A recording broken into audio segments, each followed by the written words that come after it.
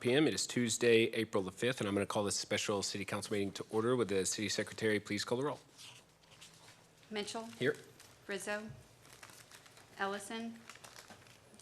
Flores-Kale. Bradshaw. Here. Parsley. Here. Tobias. Here. All right, 4 members present. Next up, citizen comments period. Is there anyone who wishes to come forward and speak? Seeing none, I will close citizen comments period. Next up, executive session. You were the last one here. I was, wasn't I? All right, pursuant to Chapter 551 Texas Government Code, City Council reserves the right to convene into executive session from time to time as deemed necessary during this meeting. City Council may convene into executive session pursuant to any lawful exception contained in Chapter 551 of Texas Government Code, including any or all of the following topics: pending or contemplated litigation, or to seek the advice of the city attorney pursuant to Section 551.071, AGCM contract, Limestone Creek Development Agreement, Savannah Ranch Development Agreement, ETJ discussion, American Fireworks Agreement, Alexander Property Agreement Settlement, Daisy Lane Illumination, personnel matters pursuant to Section 551.074, City Manager Contract, convene into executive session pursuant to Section 551.087, Texas Government Code, to deliberate regarding the offer of economic incentives to one or more business prospects that the city seeks to have locate, stay, or expand in or near the city. Project Razzmatazz, Project Light Rose, Project Create, Project Titanium.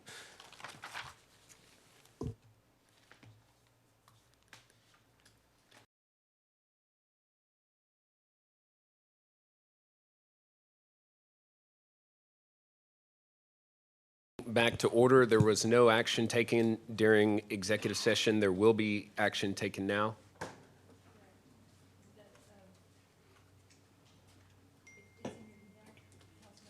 Mel, with that motion language.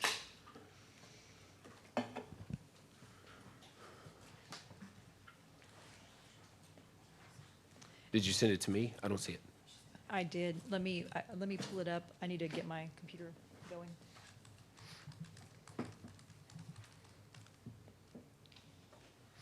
Okay.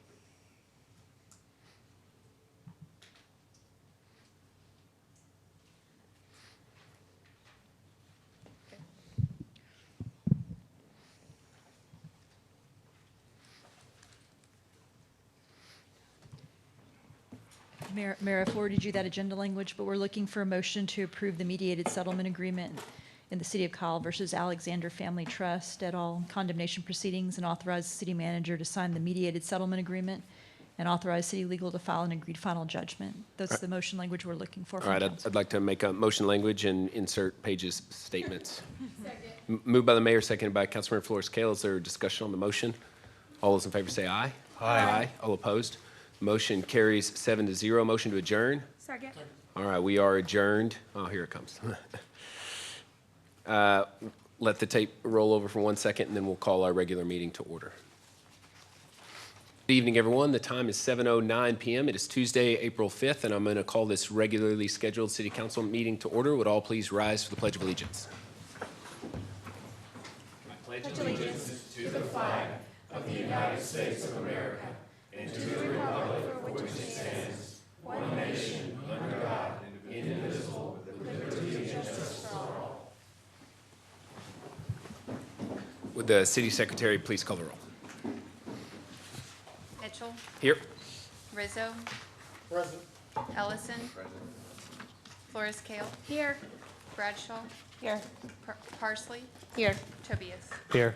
All right, 7 members present. We have a quorum. Next up, approval of the minutes.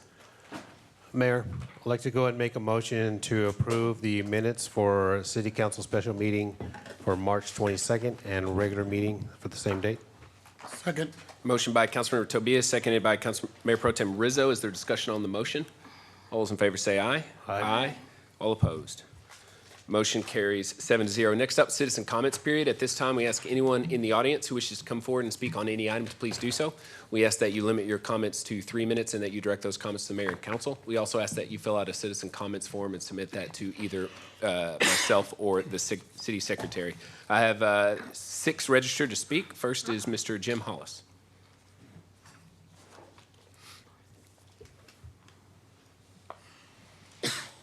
Mayor, council members, thank you very much for the opportunity. I'm Jim Hollis out of Buda, Texas, and the reason I'm here is to see, I have one question. How many of y'all have seen a cornerstone leveling ceremony? We cannot respond, but you have 3 minutes to say whatever you'd like. understand. Thank you. But the point is, we do that, and I am here on behalf of the Buda Lodge. We are in partnerships with all the lodges in the area, more especially with the Live Oak Lodge here in Kyle. And we have presented the cornerstones and had ceremonies all over the place here in Central Texas. You've got one right here on this City Hall that we did in '06, I believe it was. Well, we did one out at Tobias for your dad out there back in probably 5 or so. ACC, all the public schools around here have had it. We did one for every school around here, and I have some literature here that I have been sharing. I've been doing this for 25 or so years, and I just have one copy, but I would appreciate you looking at it and maybe making some copies if anybody is interested in seeing what a cornerstone ceremony really is. We cannot do one unless the Grand Master of the state of Texas Lodge is the one that okays it. It's a public school or a public business or a public entity that has to be Masonic order. It cannot be anti-Masonic. And this just gives a little explanation as to what we do to go and get a cornerstone put on the locations. I'd like to leave this with someone. And if there's any questions, I'd be glad to answer it. Like I said, I've been securing these cornerstones for the last 25 or so years. My phone number is 512-565-6600. I've been around here a long time and plan on being around quite some time longer. So I appreciate the opportunity to speak for you and give consideration, if you will. If you want to bring those up, I'll pass them out if you'd like. I'll be glad to do so. Thank you, Mr. Hollis. Appreciate it. All right, next up, Sean Moore.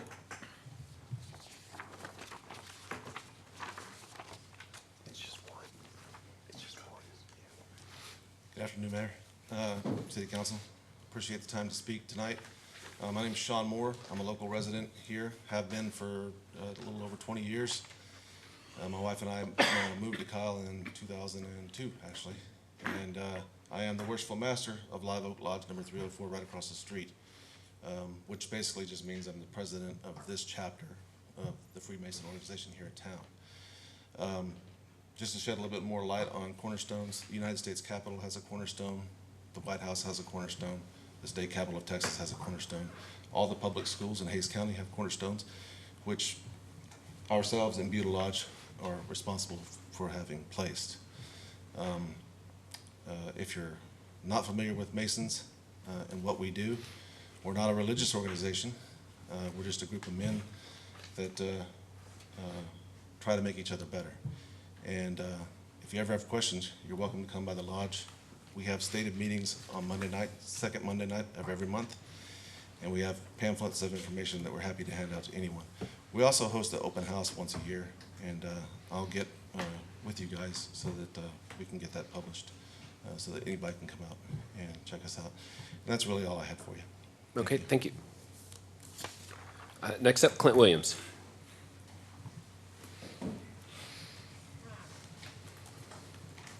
Clint Williams, I've been asked to speak on behalf of the Kyle Post 12058, and first and foremost, I would like to thank all the council members. Every time we have a question, I can call you on the phone, and man, next day we have the answer, so thank you very much. We've never had that in the past. And I guess it all come together when we started working with, I know you're all gonna laugh, but Councilman Rizo on the Heroes Memorial, when he made me go through all the graveyards, find all the tombstones, but we did it. So a little bit about the Post. In the past 3 years, there's been a lot of going on. So we have made All-State, All-American 3 years in a row. It's never happened ever for the city of Kyle and the VFW. We do a sponsor wall. We do breakfast. We sell statues, and we're going to do a little flea market on Saturday. And then we're also doing a hats off, or Operation Hats Off for veterans. for fundraising. So year-to-date, all the fundraising we've done, we've spent $6,500 helping families out, veteran families.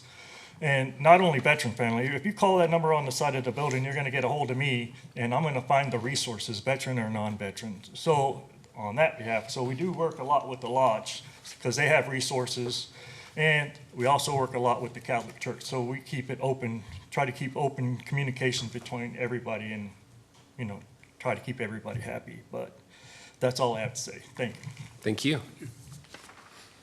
Next up, Floyd Torres.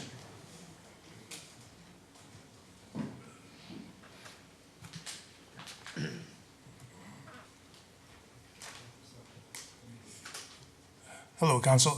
This is my first time ever coming out here. I've been a Kyle resident pretty much all my life. I have friends, family, all in here in Kyle. My reason for being here is for, I had emailed Mr. Mitchell and Ms. Callie about concerns over storm shelter now that the weather's getting pretty crazy nowadays. Again, I'm just going to read an email that I had sent out. My name is Floyd. Floyd Torres. I live in the Quail Ridge subdivision.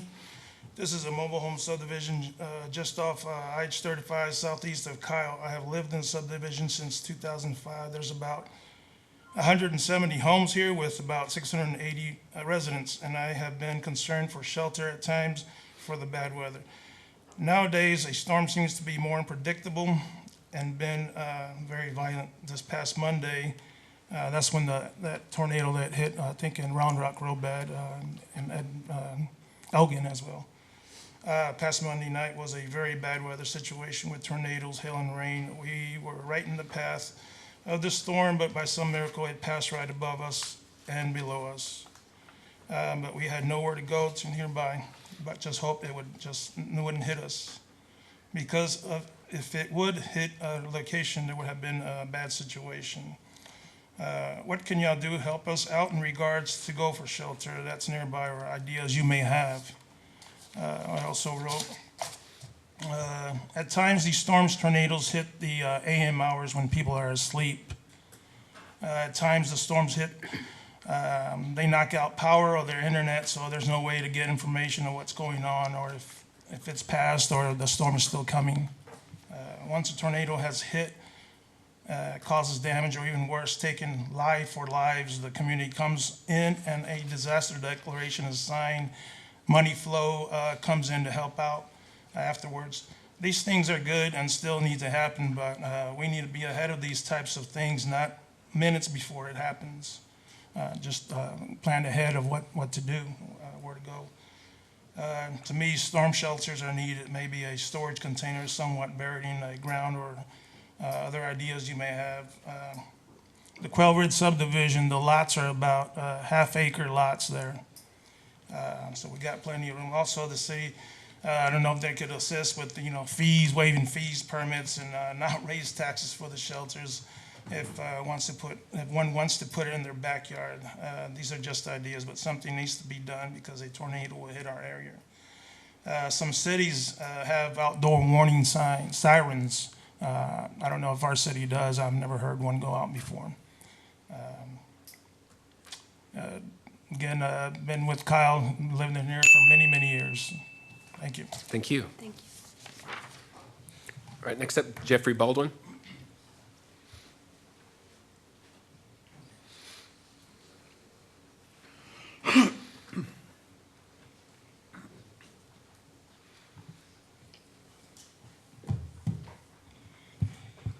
Mr. Mayor, fellow council members, my name is Jeff Baldwin. My wife and I moved here about 7 months ago, and we moved here because we were excited about what we saw in the statistics of Kyle. I'm 73. You've got a hospital that's very close. I live in a very comfortable house, and I'm very proud to be here. But also, if you notice, I'm a Mason. And in talking with a couple of the personnel here, I don't want to be insulting, but I find some ignorance. So I'm going to take a few moments and tell you about masonry.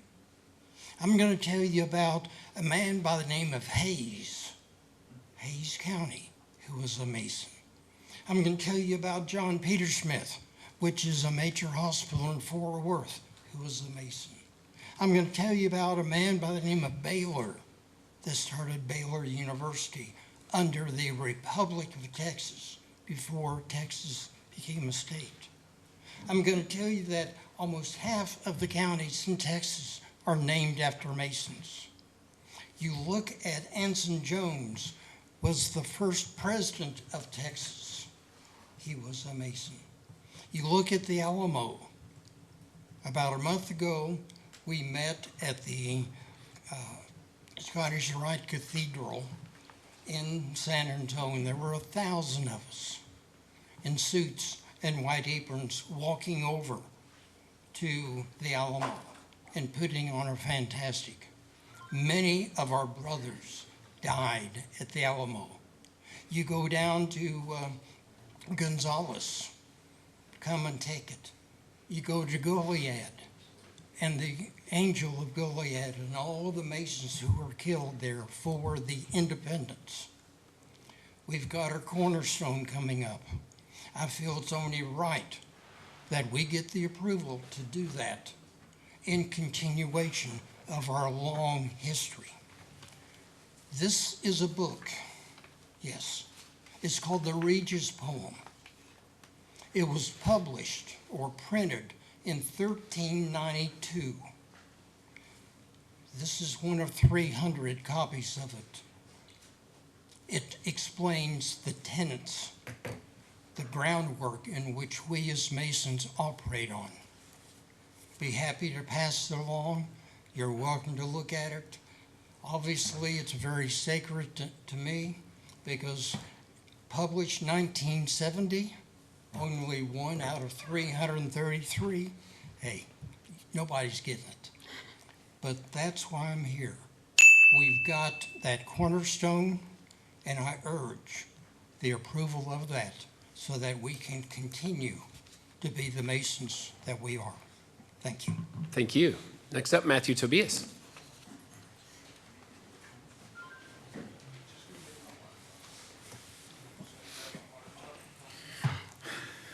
Hi, I'm Michael Tobias, and this is my brother Matthew Tobias, and he's going to be speaking on behalf of Autism Awareness, which is the month of April, and what some of the citizens of Kyle that have autism may go through.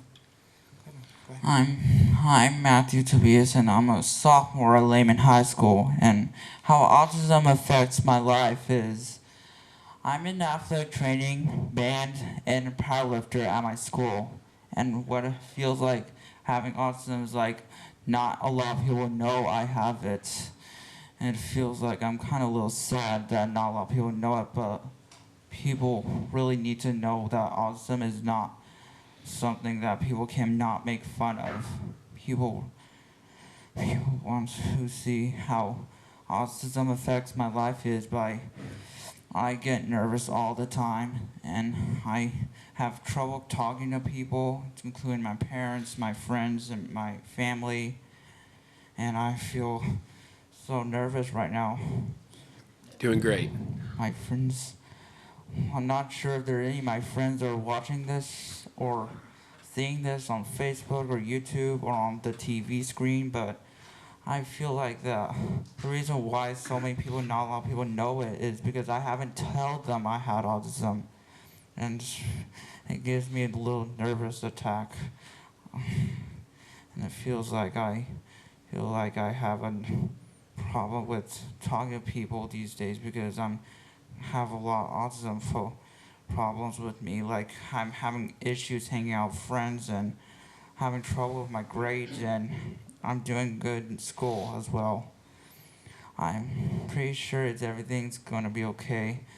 My friends are pretty sure they're gonna be proud of me that I'm saying this, but just because I'm in all these activities does not mean I can quit because I have autism. It doesn't affect my activities as well as you think. It may. I'm just a normal person with one life, and I'm pretty sure because I want to be a meteorologist when I grow up for international, and pretty sure everything so the whole world can get to know who I am pretty well. Thanks.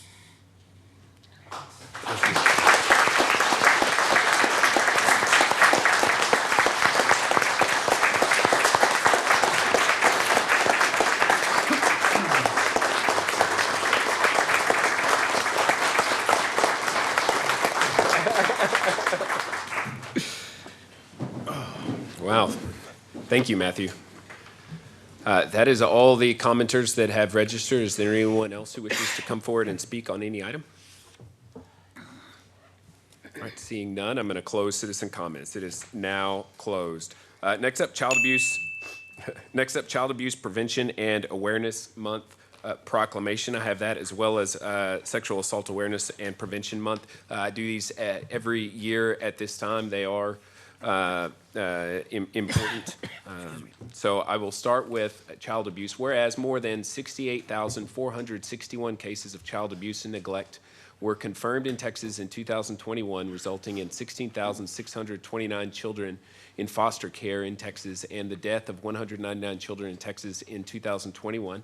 And whereas 537 children were confirmed victims of abuse in Hays County, and whereas child abuse prevention is a community responsibility and finding solutions depends on involvement among all people, and 2021 was an especially trying time for children who are unsafe in their homes. Through the perseverance of our many community organizations working daily to end child abuse, we continually served children throughout the pandemic. And whereas locally, representatives from the Hays County Child Protective Board, Hays County District Attorney's Office, Hays Caldwell Women's Center, and Roxanne's House, Greater San Marcos Youth Council, Texas Department of Family and Protective Services, court-appointed special advocates, San Marcos, Buda, and Kyle Police Departments, Hays County Sheriff's Office, and Christus Santa Rosa, San Marcos have joined forces to provide preventative and supportive services to child victims and their families. And whereas every child in Kyle deserves to be safe, nurtured, and supported in caring relationship. By virtue of authority vested in me, I do hereby proclaim the month of April 2022 as Child Abuse Prevention and Awareness Month, and do hereby call upon the citizens of Kyle to work together to raise awareness and prevent child abuse in our community and beyond. And then the second I would like to read is related to sexual assault awareness. Whereas 6.3 million Texans have experienced some form of sexual assault in their lifetime, and whereas 2 in 5 women and 1 in 5 men in Texas have been sexually assaulted in their lifetime, affecting all races, ages, genders, and economic situations, and whereas the Hays Caldwell Women's Center provided direct services to 586 adult victims of sexual assault in Hays County and Caldwell counties last year, and whereas the city of Kyle is intolerant of sexual violence in any form and recognizes that education and awareness may prevent sexual assault, and whereas efforts to reduce sexual assault can only be successful through citizen involvement, and the safety of the citizens of the city of Kyle depends upon our actions to end sexual assault.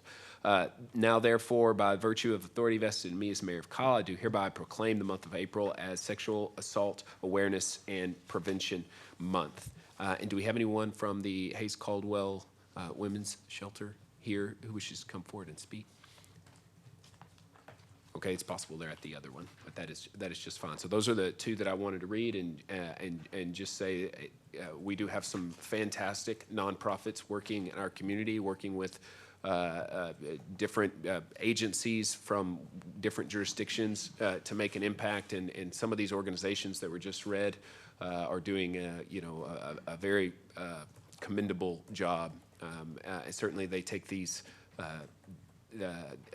responsibilities seriously, and so if there is any opportunity to raise awareness in your own life or in your own community, let April be a month that we try to have that as top of mind, as well as all year long. Is there anyone who wants to add anything on those two?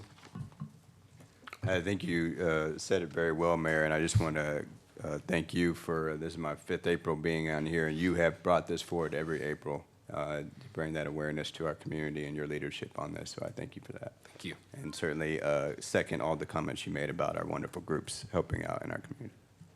All right, next up, National Animal Control Officer Appreciation Week. Councilman Ellison. On cue. All right, so I have the great honor of sponsoring and reading the National Animal Control Officer Appreciation Week for next week, April 10th through April 16th. And I'm not sure who wrote this. Is there somebody who wants to raise their hand and take? All right. Brianna Brecker back there. I thought so. Thank you for this, and it's my honor to read it this evening. City Council Proclamation. Whereas the National Animal Control Association has designated the second week of April each year as Animal Control Officer Appreciation Week. And whereas the various federal, state, and local government officials throughout the country take this time to recognize, thank, and commend all animal control officers and animal control staff for the dedicated service they provide to the citizens' various public safety, public service agencies, and departments across the country. And whereas the City of Kyle would like to express its sincere thanks and appreciation for the outstanding service the Kyle Animal Control Officers provide on a daily basis to the citizens of the city and to the various public safety, public service agencies, and departments. And whereas the City of Kyle recognizes and commends Brianna. Oh, I'm sorry. It's Geddes now? I've learned something new. And Jesus Salas, the animal control officers, for the many dedicated and long hours in serving this community and for fulfilling the animal control officers' commitment to providing the highest and most efficient level of customer service. And whereas the City of Kyle wishes to commend our animal control officers, Brianna Geddes, maybe I'm saying that wrong, and Jesus Salis for their service, which is in keeping with the long and distinguished tradition of the animal control profession. Now, therefore, I, Dex Ellison, council member of the City of Kyle, Texas, do hereby proclaim April 10th through 16th, 2002 as National Animal Control Officer Appreciation Week in the City of Kyle, Texas, and encourage all citizens to join me in expressing their sincere appreciation for the service and dedication of our animal control officers. Signed and entered this 5th day of April 2002. Thank you. Do y'all have a problem with us doing the other one combined, or y'all, because we're going to bring you up here for a picture. They have a Together? All right. And then I believe one of my colleagues has the public safety telecommunicator. Next up, Public Safety Telecommuter Week. I sponsor this with Councilman Floresco. Okay, thank you. And I think this was written by Chrissy. Am I right? Yes. Okay, thank you.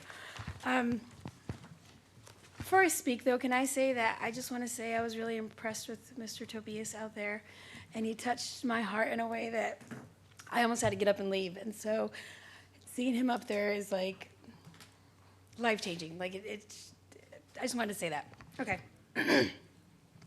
Whereas the City of Kyle is a member of the Capital Area Council of Governments, CAPCOG, a regional council of government serving Bastrop, Blanco, Barnett, Caldwell, Fayette, Hayes, Lee, Llano, Travis, and Williamson counties. And whereas CAPCOG's Emergency Communications Division and the City of Kyle Police Department are committed to providing a high-quality emergency communication system to the citizens of the region and the City of Kyle. And whereas the City of Kyle joins CAPCOG in recognizing the professional and unending services of the telecommunicators who answer 911 calls on a daily basis.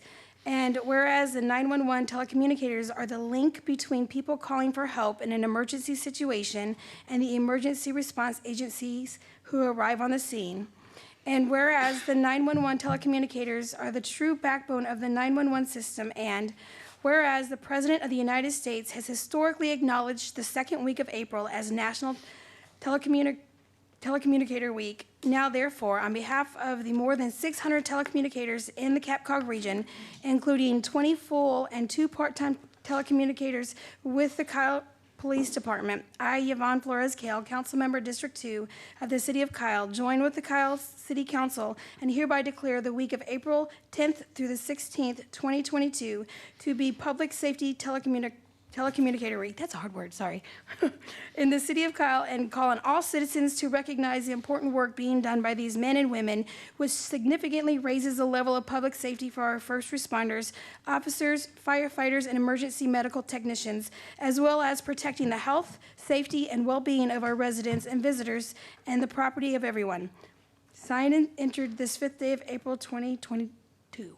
So I want to say I did go by our dispatch, and I've talked to them, and they are a group of people I've never seen before. They were really great, and hearing their stories during the winter storm was really eye-opening, and there's no way we can thank you guys enough. So as we try, thank you very much for all your service.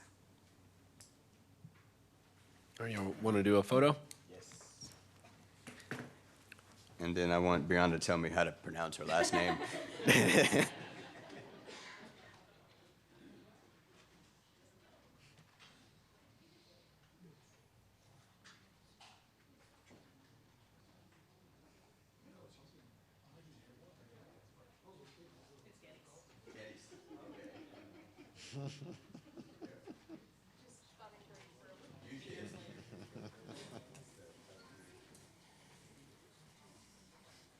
Mayors are getting ready to take the picture. You have representatives for each of the proclamations that you just read for the crowd. You have Kelly and Hannah that are here from our Criminal Investigation Division in the Victim Services Unit. You have Brianna representing with her sergeant also for the Animal Control Division. And then we have Tanya and April that are TCO leads in our emergency communications. So thank you all for recognizing them tonight.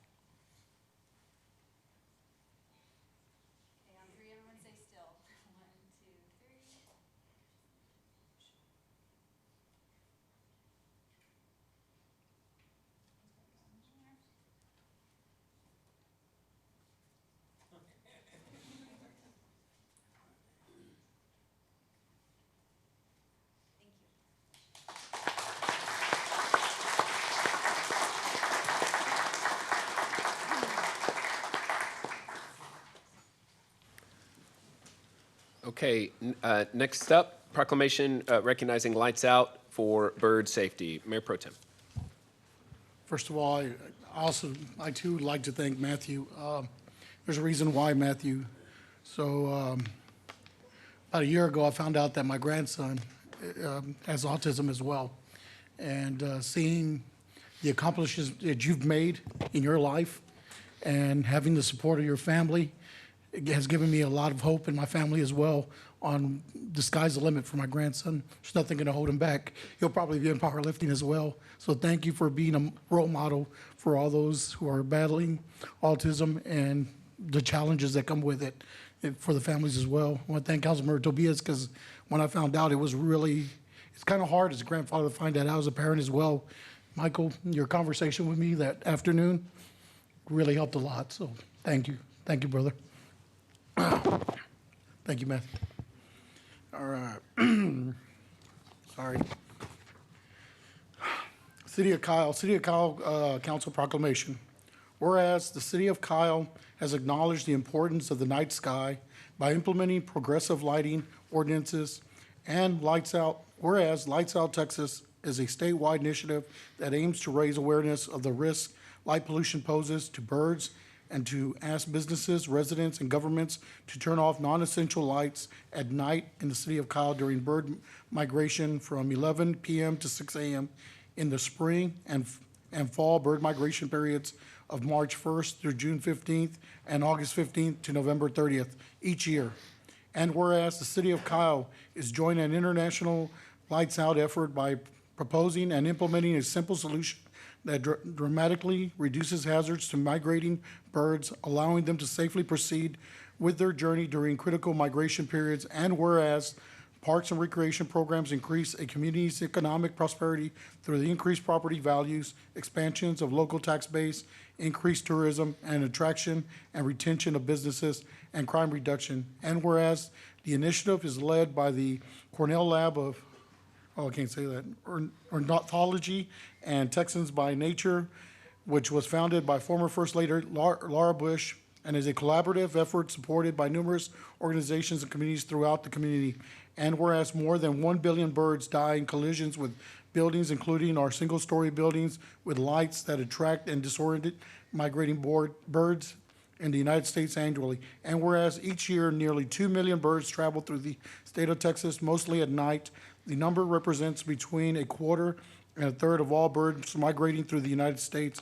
And whereas the extensive light pollution from our non-shielded rural and urban lights, both residential and commercial, including string and pole lights, combined with the enormous bird migrations, creates a particularly hazardous environment.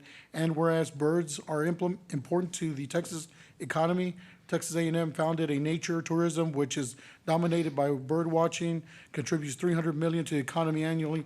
And whereas birds also help control the population of pests, insects, enhancing agriculture production, and are important pollinators to many flowering plants. And whereas turning out non-essential lights also provides additional benefits such as reducing electricity consumption, saving money, and reducing pollution associated with power productions. And whereas the Lights Out program supports other local activities such as parks and open space. Hayes County Master Naturalist Chapter, the International Dark Sky Committee designations, adult and junior birding clubs, Hayes County Friends of the Night Sky, that will help enhance nature tourism, benefiting our local economy. And whereas birds are essential to the ecology of our planet, provide ecosystem services, act as benchmarks for environmental health, increasingly livability, and connect people of all ages and abilities to the natural world. Now therefore be it proclaimed by the City of Kyle, Texas, March through June 15, 2022, and August 15 through November 2022 shall hereafter by known as Lights Out for Bird Safety months in the city of Kyle, Texas, and community to explore the city surrounding communities, parks, events, and programs. Kyle's Parks and Recreation staff shall work with the local organizations to provide information to the public and about the Lights Out for Bird Safety campaign, the impacts of lights on bird migration, and the benefits of reducing light pollution and energy consumption. Community members, business owners, and government officials are encouraged to pledge starting. They will extinguish exterior lights during the specified times frames during Lights Out for Bird Safety Migration. Signed today, City Council. Just to finish up on that, we do have members of the Hayes Friends of the Night Sky and Hayes Master Naturalists here today. They want to come up. I know that for some people, having that night light at night is security, but there's things that you can do to enhance that security, maybe a blue light or a green light to keep the birds, migrating birds from getting disoriented is something you could use as well. Thank you so much. The best lighting is amber or soft white. Nice. And pointed downward to specific use. And we're asking that because Texas is such a place of magnificence with all these birds flying over us at night, that we turn out lights that are not needed or not essential. There is a birdcast at birdcast.info where you can actually, it actually shows you the birds and the numbers of birds flying over us at night during those dates. Yes. Thank you. Thank you very much. Thank you. Thank y'all. Okay, all right, next up, proclamation recognizing April as Autism Awareness Month to include World Autism Awareness Day, April 2nd, 2022. Councilmember Tobias. Thank you, Mayor. Appreciate it. Wow, that was very, very heartwarming. Matthew, thank you. I'm going to read this out. In 2020, the CDC reported that approximately 1 in 54 children in the U.S. is diagnosed with autism spectrum disorder, or ASD. Boys are 4 times more likely to be diagnosed with autism than girls. Most children were being diagnosed as early as age of 4, though autism can be relatively diagnosed as early as 2. To give you a better understanding, people with ASD often have difficulty with social environments, emotional and communication skills. They might repeat certain behaviors and are very direct and may not want to change their daily activities. And many people with autism also have different ways of learning, paying attention, or reacting to different things. Loud noises, bright flashing lights, and certain environments can be challenging. But with early intervention, inclusion, and acceptance, children and adults living with autism can learn to socialize, work, and live healthy, productive, happy lives. During the month of April, autism awareness is recognized in many different ways, including World Autism Day every April 2nd. Signs of awareness and support are seen everywhere. Example, when you see a colorful ribbon or a puzzle piece, That puzzle pattern usually reflects the complexity of autism. The different colors and shapes represents the diversity of people and families with this disorder all over the world. The brightness of this ribbon is also with the color of blue, which signals hope. Hope for all who are affected, hope for acceptance, hope for appreciation, and love and support for all the caregivers, parents, brothers and sisters, families, and friends of these individuals. In February, our City of Kyle Parks Department sponsored the first ever Valentine's Day dance with people with disabilities. It was a great success with volunteers from all over the community. The wonderful Family Fun event was so successful it actually made the front page of the Austin American Statesman. When designing our new park spaces, the city has invested in new sensor-style equipment to include range of motion, interactive, and fine motor skills type for play for all children to enjoy. These are just small examples on how our city is providing events and necessary resources to our special needs community. And of course, on a personal note, for those of you who do not know, Matthew Christian is my son. At age 2, we begin to notice that he was nonverbal, non-responsive. Unsure how to receive help, this was all new to us. My wife and I reached out to the gracious group of CARD of Austin, Center for Autism-Related Disorders, and began receiving at-home ABA therapy and in-house sessions. At age 4, with therapy, Matthew said his first word. Through years with love and support from family and friends, his teachers and many, many therapists, he has blossomed into this wonderful, outgoing teenager. Now 15, Matthew is active in school, plays percussion, actually lettered his freshman year at Lehman Lowell powerlifting team, and you know they're state champions, and helps his football team as an athletic training. Awareness is recognizing and gaining knowledge. If you encounter somebody that are displaying these signs, show compassion and understanding. People with autism are people. They are also people with special gifts and talents. They should be treated as full members in every community, including ours here in the city of Kyle. Like anyone else, they deserve to have friends, go to school, receive a quality education, have access to available resources, gain employment, and have equal opportunity to contribute to our society, our community, and most of all, feel accepted. So with that, I would like to read a proclamation recognizing April not only as Autism Awareness Month, but to include, whereas World Autism Day was designed by the United Nations in 2007 in the effort to stigmatize and discrimination against those with autism.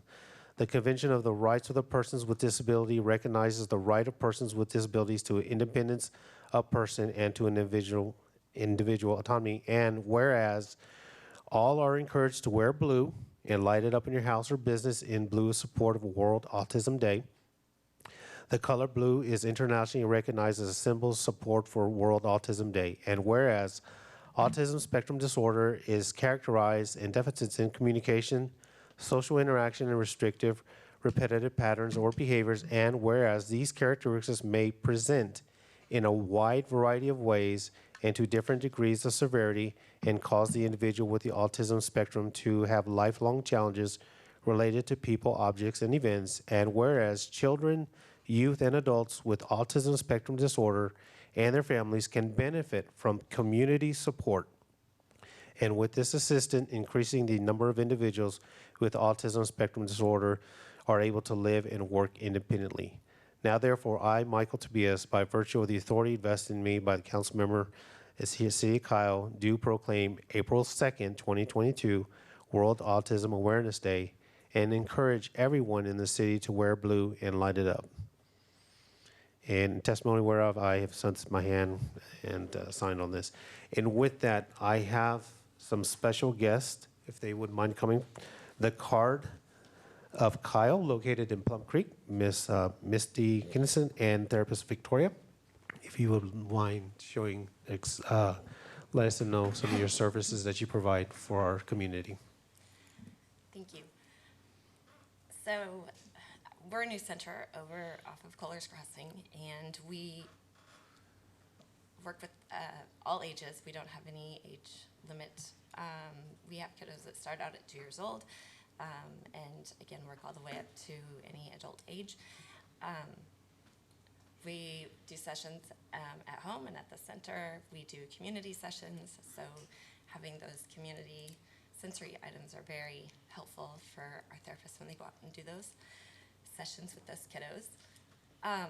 This is Victoria. She kind of oversees the therapist. She's a clinical supervisor and does a lot of the training for them. Thank you for having us and letting us speak, and thank you, Matthew, for shedding a light on what we can do with ABA. It's amazing. Thank you so much. And I have a proclamation if we'd like to do a quick photo, if you don't mind. And if anybody would like to come up and be in the photograph.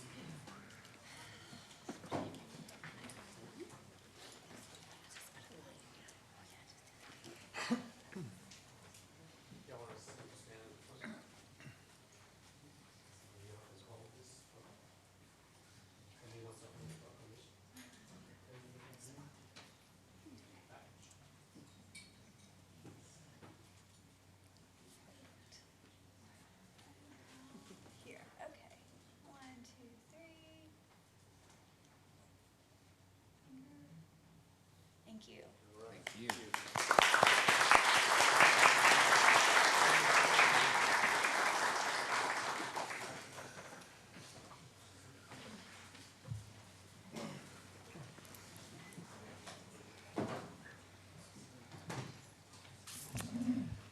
All right, next up, presentation regarding an emergency rental assistance program. Councilmember Parsley. Thank you, Mayor. So about a month ago, not only myself, but Councilmember Tobias and Councilmember Flores-Gill, we were aware that the Hays County had funds still available for rental assistance that were not used. There was some fear that they may have been taken away. So we just want to we want to invite Mr. Eric Boyning to see if, I don't know if I said your last name right. He's going to give us a briefing about how to apply for these funds and what are the requirements. Well, thank you all very much for having me. Presentation will be pulled up in a second. Let me make sure that they have the presentation up. Awesome. There we go. There we go. Thank you. Yes, so thank you, members of the council, for having me and allowing me to explain this opportunity that's available for the residents of Kyle and Hays County in general. Just going to start off with what is the Hays County Emergency Rental Program. On a technical basis, it was part of the CARES Act that's being administered through the Treasury to pay for rental arrears and utility arrears for eligible applicants. To date, it's paid out over $2 million to 150 landlords and utility providers, assisting over 400 residents in Hays County with their struggles related to paying bills due to COVID-19 or the resulting recession. So Hays County has engaged Ardura, a firm that I work for, multidisciplinary, to come in and perform program management to make sure that we can successfully distribute the rest of these funds out to as many applicants as possible. My name is Eric Boning. I'm serving as the program manager on this. I have 10 years experience dealing with emergency management after federally declared disasters. So who is eligible for this program? So anybody that's over the age of 18 years old and is responsible for paying rent or utilities. They cannot be earning more than 80% of the area median income.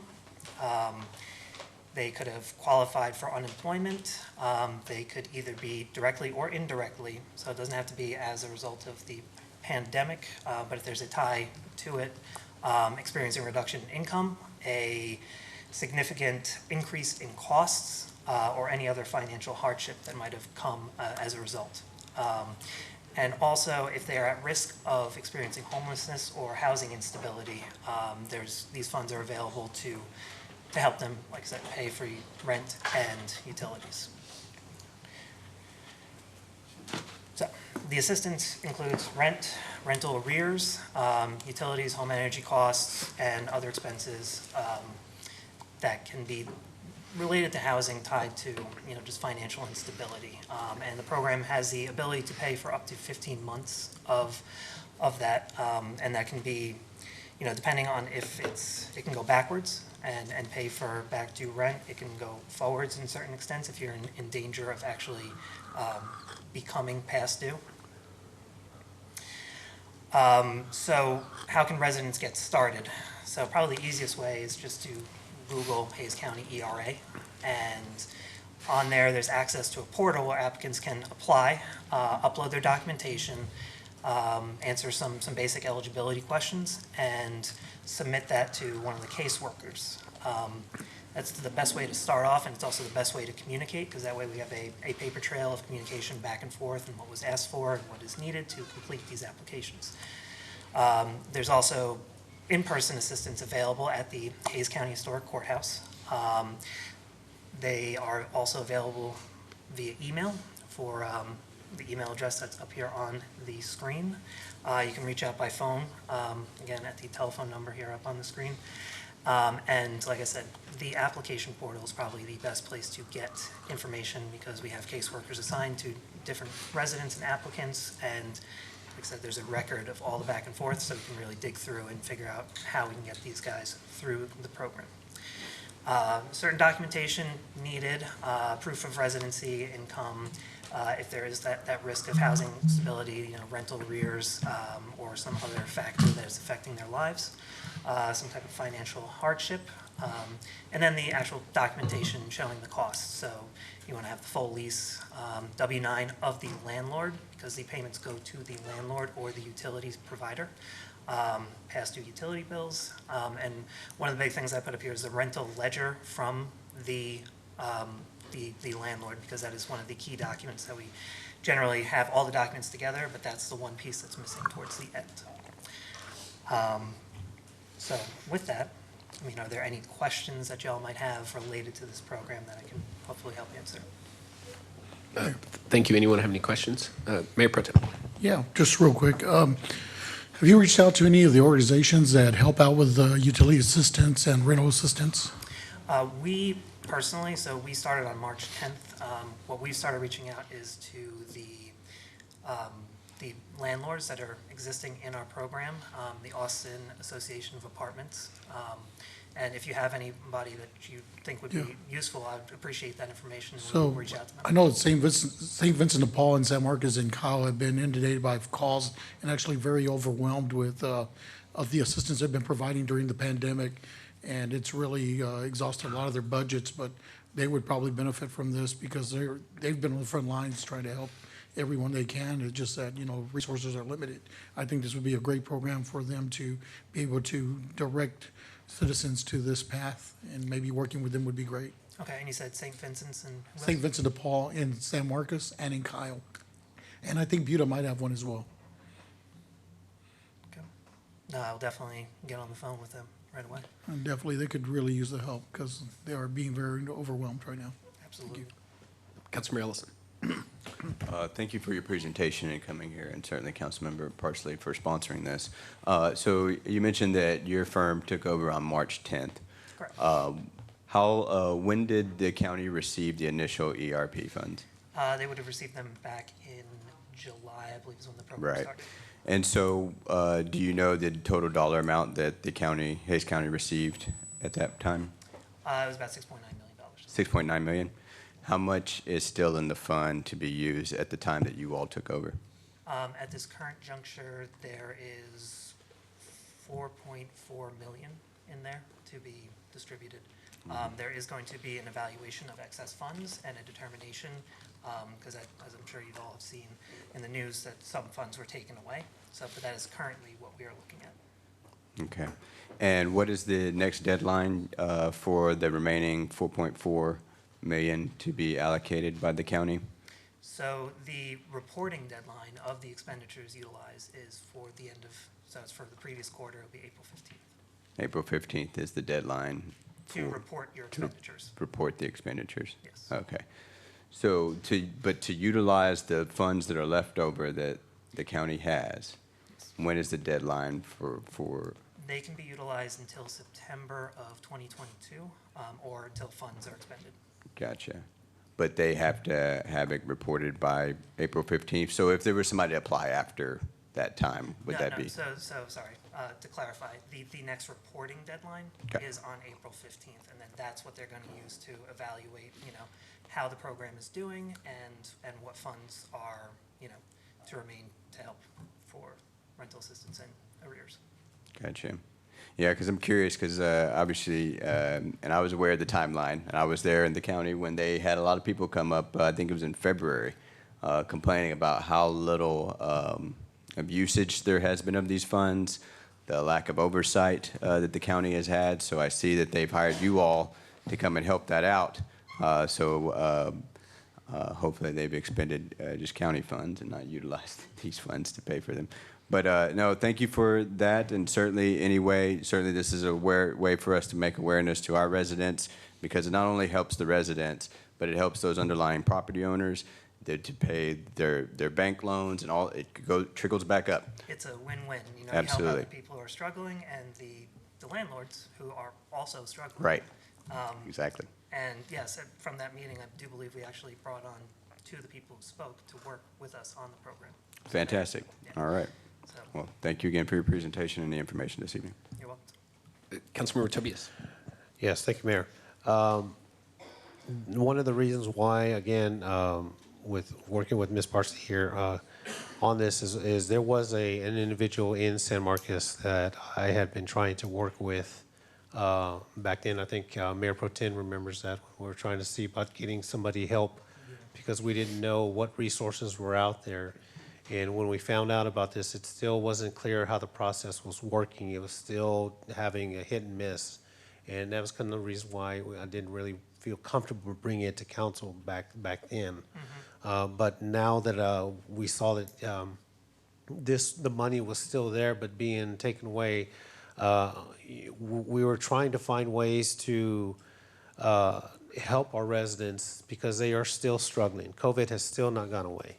And there are still a lot of people out there that lost their jobs and are getting back on their feet and are still behind on mortgage and rent and utilities. So we're trying to look at different ways to where we can be able to reach out to our residents in that. And then, lo and behold, this came up, and I think Councilman Ellison said he went to those meetings in February.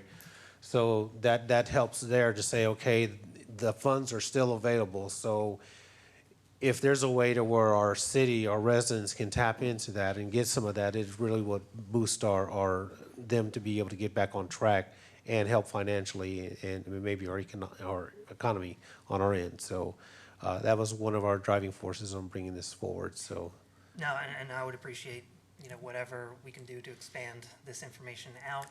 We're also going to have more informational products available, if I could distribute to you guys. Because, we want to get as many people in as quickly as possible and through the program as quickly as possible and expend these funds so that these people who are desperately in need can get the help that's available to them. okay, and when we say we still have a deadline till the end of September, like the fiscal year? That's the statutory deadline to Deadline to be able to funds. get that. So if there's a way we can work with the city to push this out a little, maybe on their social media platform, or maybe we can also put this in Spanish as well to be able to address it more. We can be able to spread the news, this information more. Yeah, no, we have these graphics that are kind of keyed up for that purpose and, in both English and Spanish, along with, we're going to be reaching out to school districts, trying to use their social media clout, and also reaching out to the residents that they may be aware are in need. So any help that we can get to get this message out and get people to that portal would be greatly appreciated. Yeah, thank you. That's all, Mayor. And just to re-emphasize, the process for qualifying has been streamlined a little bit, correct, from the original process? The process for Applications. So the applications and the review, and then the process on the back end, yes, has been streamlined to, if somebody applies and there is an issue, that we can figure out when they were addressed, when they were reached out to, and then follow up. Because a lot of times what happens is people will apply, you need documentation, you reach out to them, lives are busy, and then you move on to the next case. But now we are able to go back and check on those guys and say like, well, last time we talked to them was last week, so let's reach back out again for the same documentation and make sure that we can push them through the system. Oh, great, thank you. Thank you for being here tonight. Thanks. Councilmember Flores Kell. Thank you, and thank you for coming. My question is going to be for staff. I was wondering if we could stick this link and this information up on the city's website and on the Facebook. Would you mind, would you guys care if we did that? No, absolutely. Okay, I'd like to share this with as many people as possible, and I think social media is always, I'm not a big fan, but it's always a way to go. So if we can have the city, and I don't know if that's Samantha or Scott, there you are. She gave a double thumbs up. Okay, she gave a double thumbs up. Yeah, if you, do you need anything from him, Samantha? Perfect, all right, thank you guys. And thank you for coming, and thank you for, I was kind of nervous at how this would turn out, because the whole reason why we contacted the county was because there was a lot of complaints about the money going back. And so it was kind of a relief to find out that there was actually money still there. And so hopefully we can give this to the residents. And is it also residents? Could it be like landlords, or could it be? So it's, the landlords are paid, the resident applies. Has to apply, okay. So the payment always goes directly to the landlord or the utility provider. Okay, thank you. All right, All right. Thank you very much. thank you all. All right, next up, city manager report.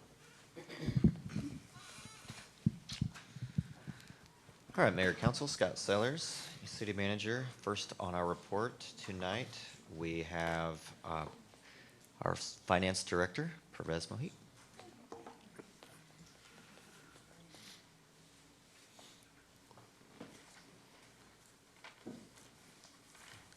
I have great news for y'all. I always do. Mayor Pro Tem, council members, for the record, I'm Pervez Mohit, City's Director of Finance.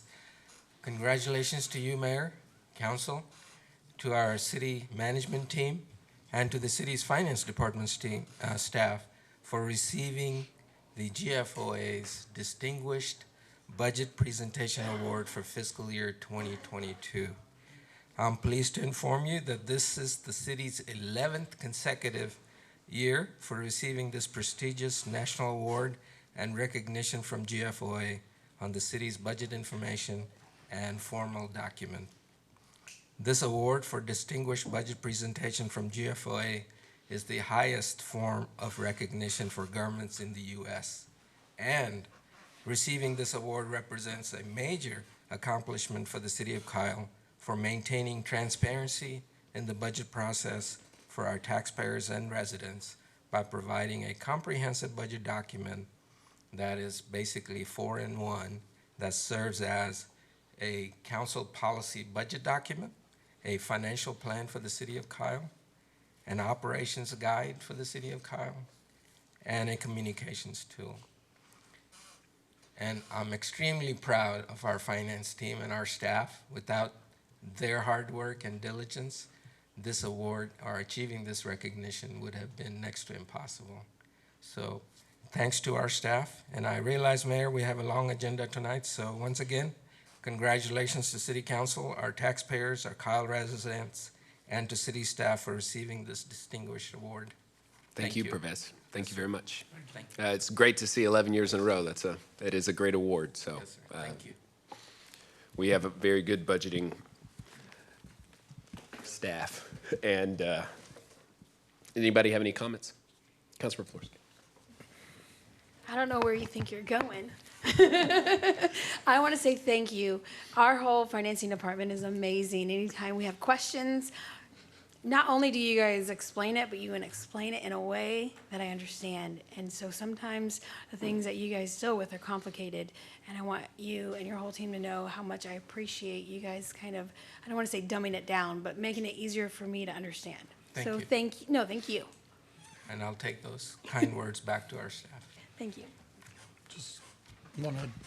Perez, just want to thank you as well, you and your staff, for all the work and all the hours that you put in to the city. Thank you for working so hard, so diligently, so.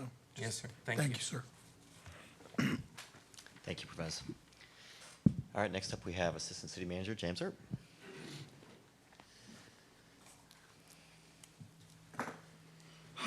Mayor, Council, for the record, James Earp, Assistant City Manager. I too have good news, just because I can't be outdone by Pervez, but we have the boards and commission vacancies coming up to be filled on Monday. Just a quick reminder, this is the first time you should have had access to the applicant pool where the applications are stored. So just if you're having any issues getting logged in there, just make sure you reach out to staff. We'll be happy to help. HR is coordinating all that. We'll be getting phone calls out this week to everybody that, reminding them about Monday and so on and so forth. So, and then just a quick update on the application, the new application. So we have reached out to the vendor, and we are coordinating with the vendor who does the software, which handles the application pool. And they are giving us feedback on what, things we can and can't tweak in which orders. But that should be coming up next. And then hopefully by the time we're ready to kick this thing off for real for the first time in July, right, it'll all be the new process. So assuming y'all pass the ordinance later on today. So Thank you. All right, thanks. All right, thank you, James. On that, again, James just mentioned Monday night is the special meeting. There's also a, thank you, TERS workshop that the council discussed at our last meeting. I was asked to find an independent TERS consultant who could do a training for the council. Did reach out to one who seems very, very good, has worked with the Attorney General's office before. She is not available on the 26th of April, the date that the council gave. She gave an alternate date of May 16th, which is a Monday evening. So if council is good with that date, then we'll get that scheduled.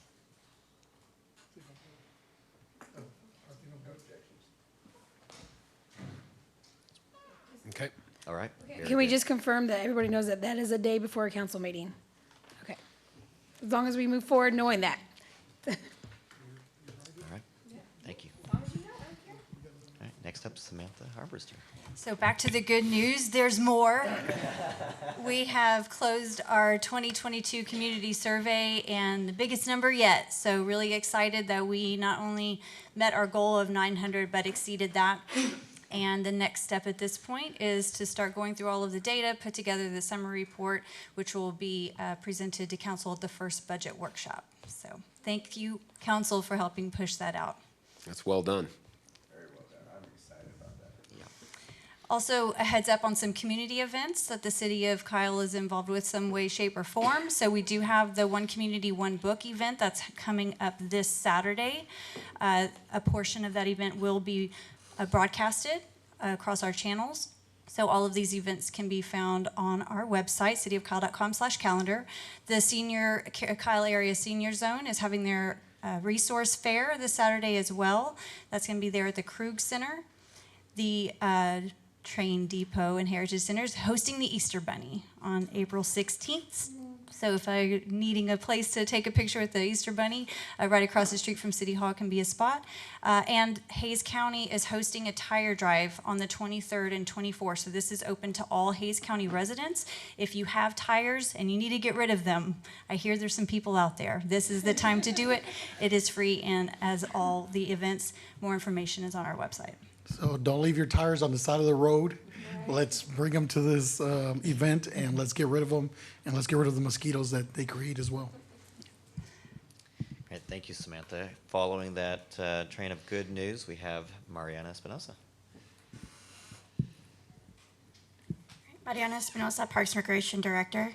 This Saturday, we have our annual Easter extravaganza at Greg Clark Park at 10 o'clock. From 10 to 1 each hour, we will have egg drops for all age groups. We have about over 30,000 eggs to drop, and they will be dropped from a hot air balloon this year. And it is free and open to the public. The Easter Bunny will be available to take pictures. The next one is Trivia Nights.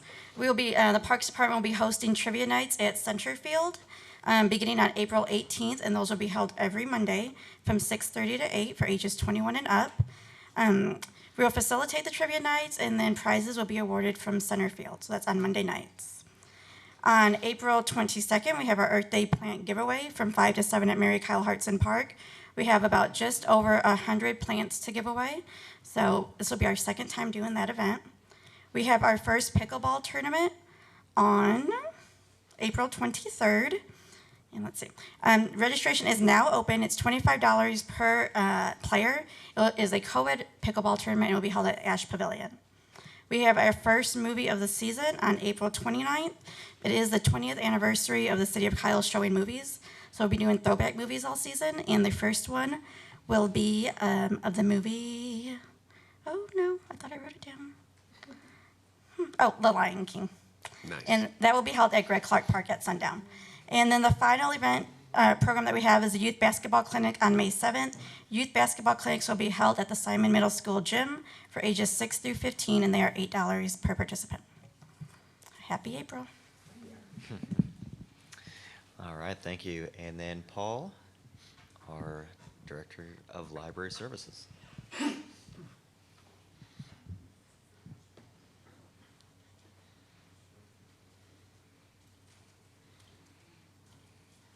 Okay, good evening, Mayor, Council. I'm Paul Phelan, Director of Library Services.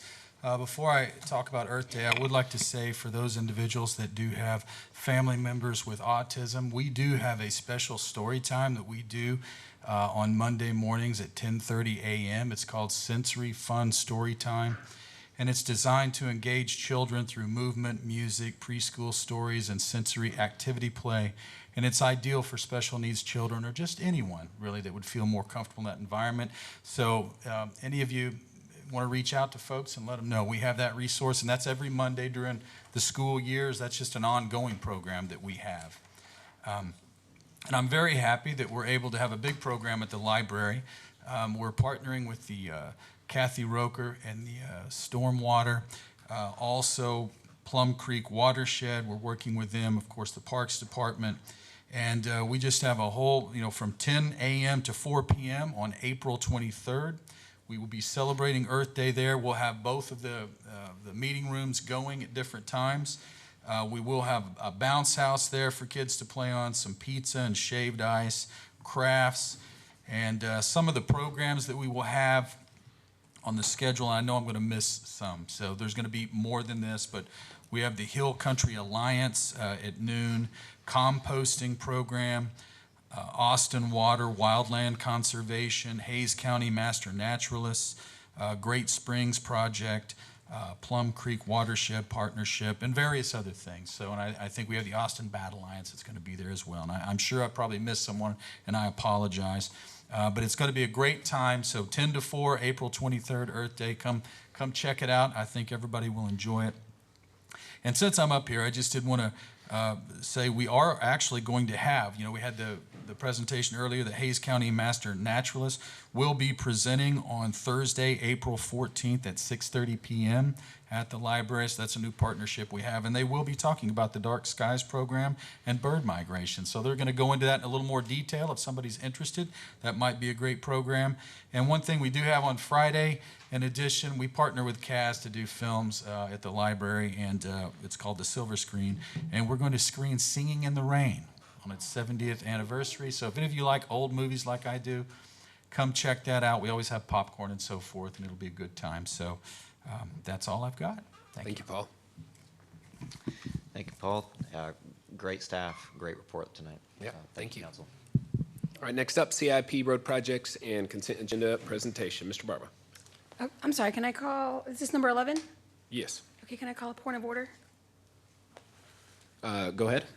The rules of city council state under B agenda that we can only have 3 items placed on the agenda, and this makes item number 4.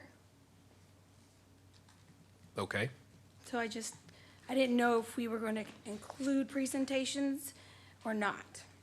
Well, And our limitations. This is a standing item if you'd prefer to have a different name attached behind it. Well, can we put it under Scott's name? I mean, Sure. just to make sure that we're all going to do this fairly and each get 3 items? Because I think after this, you have 1 more, so that's 5. All right, go ahead, Mr. Barba. Good evening, Mayor and Council. Leon Barba, City Engineer.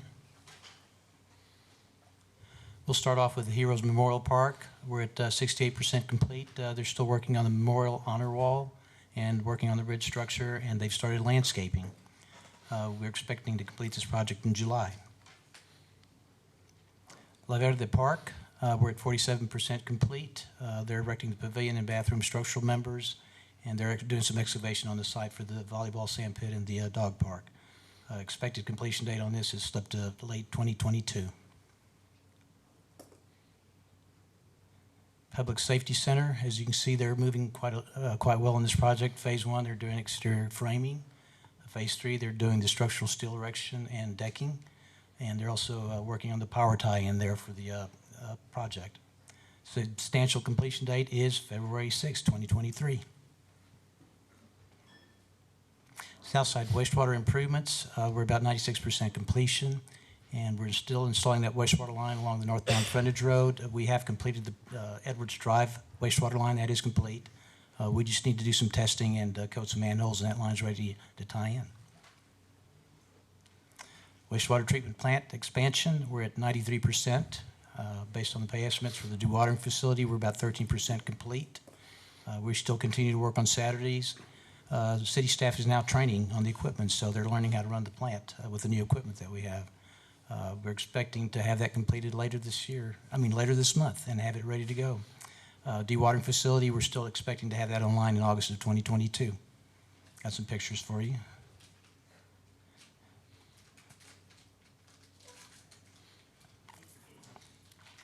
Just to give you an update on some of the other things that we're working on, we are going to have a public open house on April 14th at 6:30 p.m.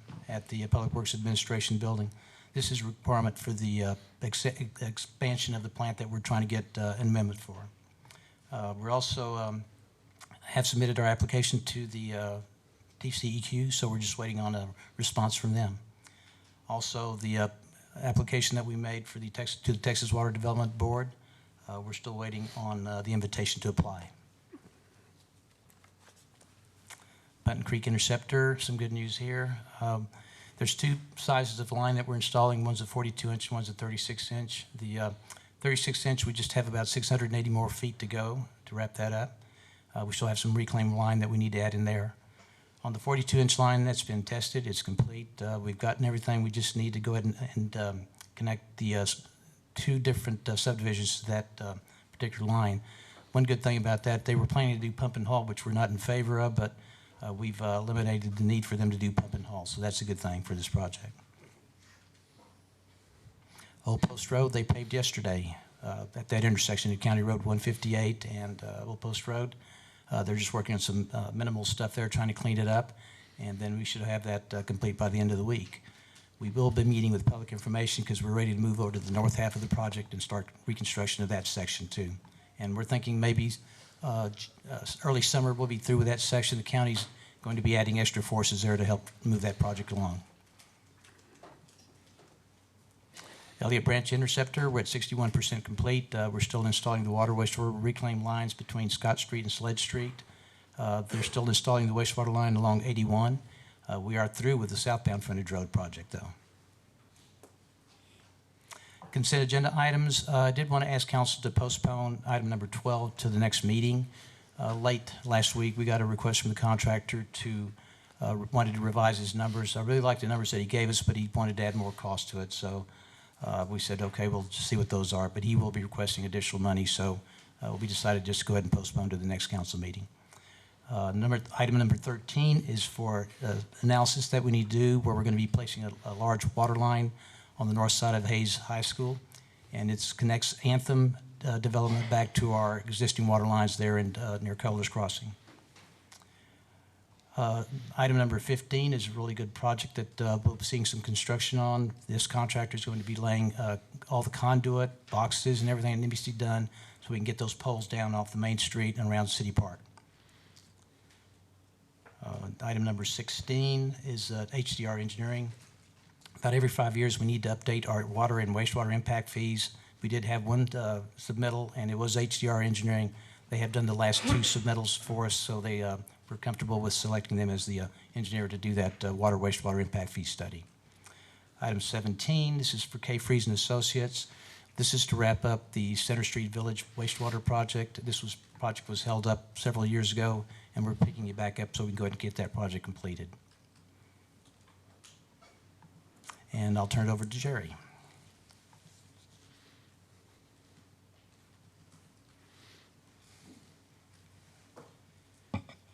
Council, I wanted to add our beautification projects on the CIP report. So you see in front of you right now, the corridor projects are underway behind the scenes with the submittal process being underway. The permits have been submitted and the traffic control plan is being developed as we speak. Should have a construction onset date for you here very soon. In our Greg Clark Park irrigation project, we have a pre-construction meeting set for later this week. Those permits have also been submitted and work should begin here very shortly. So I'm available for any questions. I also have folks from Brightview here if you have any questions. Okay. Thank you, Jerry. Does anybody have any questions? Jerry, when they start, what part of the park, refresh my memory, what part of the park were they gonna start on at Greg Clark with the irrigation, or were they just gonna dig it all up in one shot? I'm sure they have a scope of work plan, probably not finalized yet, but Okay. I can get that to you when we have it. I was just wondering if we were gonna have to redirect the kickball, and we have kids that practice Pee Wee football as well. The Parks Department's been in contact with all the users. Oh, great. Make sure that they're coordinated with. Awesome, thank you, thanks. Councilmember Flores Kale. Thank you. I do have a question for Leon, for number 17 that he spoke about. I was just curious if that was what the original cost was and if that's gonna have to be a budget amendment.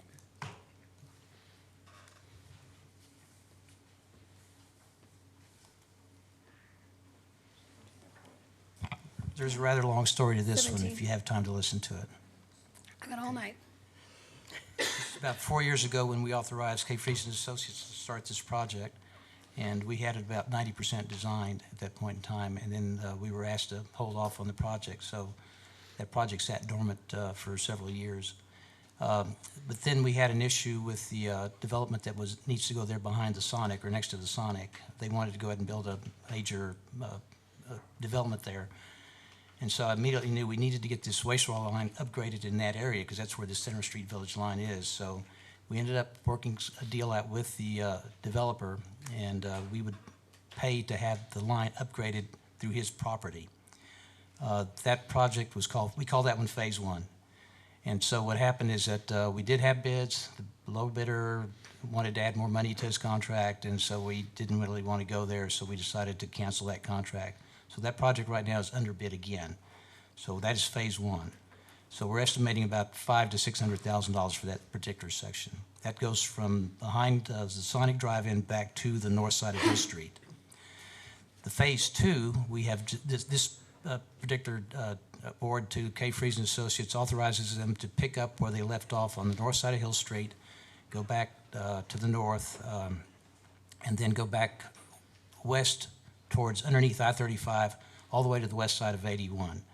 And the original estimate for the whole project was about $2-something million. I'm thinking right now with the prices going up and everything, we're looking at about $2 to $3 million for this particular project to be completed from north of Hill Street all the way back to the west side of 81. Does that help? Or? Yes, that helps as far as the original cost, because it sounds like since it was so long ago, it's kind of hard to keep that price the same. But will this also be a budget amendment? We have the money budgeted through our CIP. Okay. It's been in there, yes. It's planned for this year. That's it. Thank you. Any other questions? All right, next up, consent agenda. Does anybody want to pull any items outside of item number 12? Mayor, I'd like to pull item number 17. I mean 18, I'm sorry, 18. Anyone else? I'd like Motions? to pull 14, please. Mayor, I'd like to make a motion to postpone consent agenda item 12. Well, we'll just leave it off. We'll just leave it off? Yeah, right. Okay, we're So, good. All right, then I'd like to make a motion to approve consent agenda items 13 through 17, excluding 14. second, it's moved by Mayor Pro Tem, seconded by the mayor, that we approve agenda items 13, 15, 16, 17. Is there discussion on the motion? Second. All those in favor say aye. Aye. All opposed. Motion carries 7-0. Next up, agenda item 14, approve a contract with Maruti Transportation Group for wheelchair accessible vehicle services as part of the City of Kyle's Uber Kyle 314 program, including a one-time implementation fee not to exceed $35,000, $12 per trip load fee, and $2.50 per mile fee. This is Mr. Hendrix items. Councilmember Flores Kale, you have the floor. Thank you. So my concern is reading through The backup material this is just for planned transportation, correct? Meaning if there's an emergency, that we're not gonna be able to utilize this company. It's not in the contract.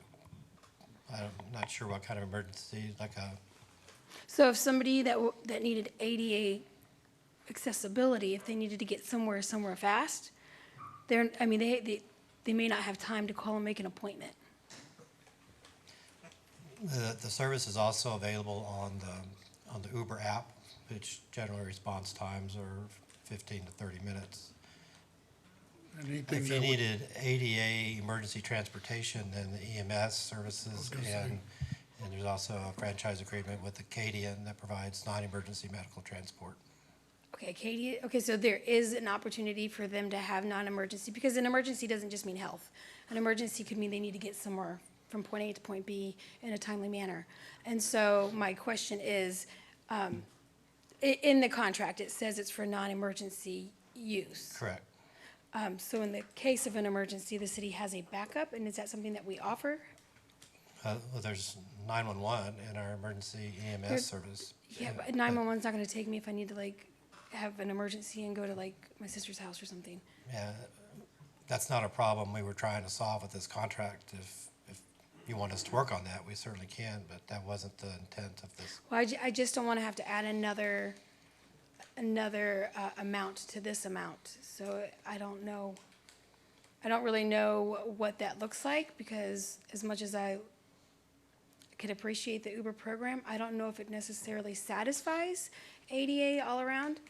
And so $35,000 is a lot to invest in something that we may have to add an additional service for, as far as if they need something within, I don't know. Yes, ma'am, we've been talking with the Department of Justice about our ADA compliance, and we've met with them regarding how this program gets us towards that, and they've indicated they're very happy with the work we've done with Maruti and implemented into our Uber 314 program. So I don't know if we're fully meeting all the ADA requirements, but the Department of Justice seems to think we're well on our way. And it doesn't mean we're going to stop working towards it. But if you want to talk to me offline about the next phase you'd like for us to look at, and if Maruti is the answer, the $35,000 towards implementing it into the geofence in the service area is already paid for, and we don't have to pay that again. Okay, all right, thank you. Motion to approve? Second. Moved by the mayor, seconded by the mayor pro tem, that we approve agenda item number 14. Is there discussion on the motion? All those in favor say aye. Aye. All opposed. Motion carries 7-0. Next up, agenda item number 18, consider approval of the Kyle Citizens on Patrol Vehicle Design, Graphics, and Purchase. This is Chief's item. Mayor pro tem. Yeah, Chief, I just wanted to give a quick rundown on it, on the vehicle and the graphics. Absolutely, thank you. For the For the public? record, yes, sir, Jeff Barnett, Chief of Police. As you know, we have a very active Citizens on Patrol program that was approved by City Council several years ago. They've been very helpful in a number of areas in helping protect our community, provide information, and assist in safety services. We have two of our members you'll see in the back of the room. They're actually on patrol tonight, but we asked them to swing by and maybe listen to this item. We have Phyllis and Frank in the back. We have a 4-member Citizens on Patrol right now with Phyllis, Frank, Mike, and Robert. They're very active. You've seen them at many of the city events and emergencies and traffic control and whatnot to assist the police department. We have 2 more members, as council authorized, adding to that force. We have Albert and Mary that are going through the training program and hopefully will be completed pretty soon, so we can add to that. This particular vehicle was authorized in the most recent budget by City Council.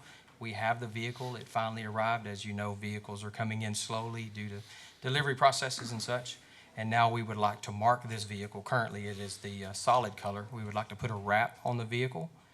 We've tried to bring a design forward for council consideration that would highlight the word volunteer. You see it on the front, back, and sides of the vehicle. We think this similarly matches the overall design of the police department, where it uses the blue in color and the gray that we currently have on our fleet, but is completely identifiable as a volunteer vehicle. We're asking for your consideration. We do have the funds in the budget. It was approved during the budget process for the vehicle, the wrap, and other such services from the Citizens on Patrol. Thank you, Chief. I just want to emphasize how important this program is as our city grows and we have more subdivisions, to see, you know, a presence in the neighborhoods really is a safety, addresses a safety concern that we have. Not only do we have officers, now we have volunteers that are out being vigilant as well in our neighborhood. So definitely, this is a great program, and I thank the members that are a part of this. Not one scratch, Bob, all right? I just wanted to pick on him a little bit, but I think it's a great program, and I think this is definitely what the city needs, and I want to thank all the volunteers for stepping up and being a part of this. Thank you, Chief. Sir. Thank you. And Motion. yes, thank you for all the officers that are a part of this as well. Officer Plant, thank you. I'd like to make a motion to approve consent agenda item 18. Moved by Mayor Pro Tem, seconded by Councilmember Ellison, that we approve agenda item number 18. Is there discussion on the motion? Councilmember Florescale. Thank you. Can you tell me if you guys received any other estimates or if this was your only one? This is the one that we received. This is the current company that outfits our fleet already. So they kind of have our business. We already bring them here. They've already been tried, true, and proven for our agency. Okay, thank you. Yes, ma'am. Any other discussion? Councilmember Tobias. Yes. So you're saying the truck came in? Yes, sir. We received it just a few short weeks ago. So it took a while. We ordered it months ago, but it Yes. finally got here. Yes, sir. Do you know by chance, and this they would probably would know, do you think they would probably need a toolbox in the back, or is that something to be considered to be able to bring? I know when we've done the food drives, there's the cones, there's the any other equipment that you might need. Just kind of noticed that it didn't have it, so I didn't know Yeah, I can if that's address- going to be something that they might want It may, purchased if- later on. Yes, sir. It may be something that they desire to come forward in the future. Don't forget, we also have the much older, but we're going to keep that secondary vehicle that was a hand-me-down from another city department. Because we're growing the Citizens on Patrol, we're going to need at least 2 vehicles for the 6 and the future 8 members. So we have another vehicle also that is the enclosed vehicle, small SUV that we can carry some equipment in. And should they need to come forward with it, that would be a small purchase, and we would have the funds in our existing budget to make that. And then one last question. I know you can't put emergency lights on there, but would there be a utility light that would be added?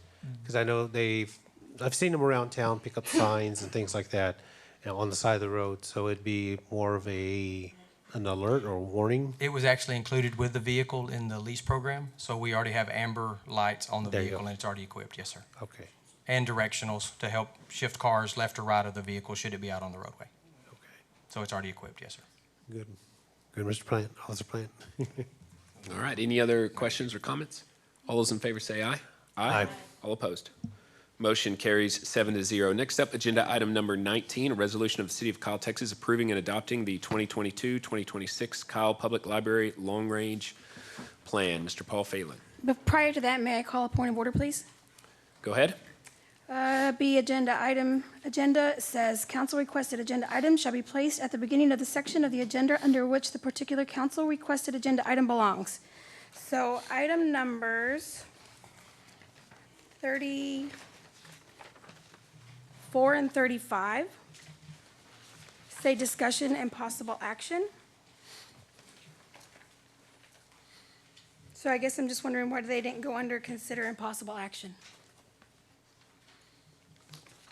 The heading for and the way that we normally work through the two categories is if there are items coming forward with contracts and ready to go, they go under consider and possible action.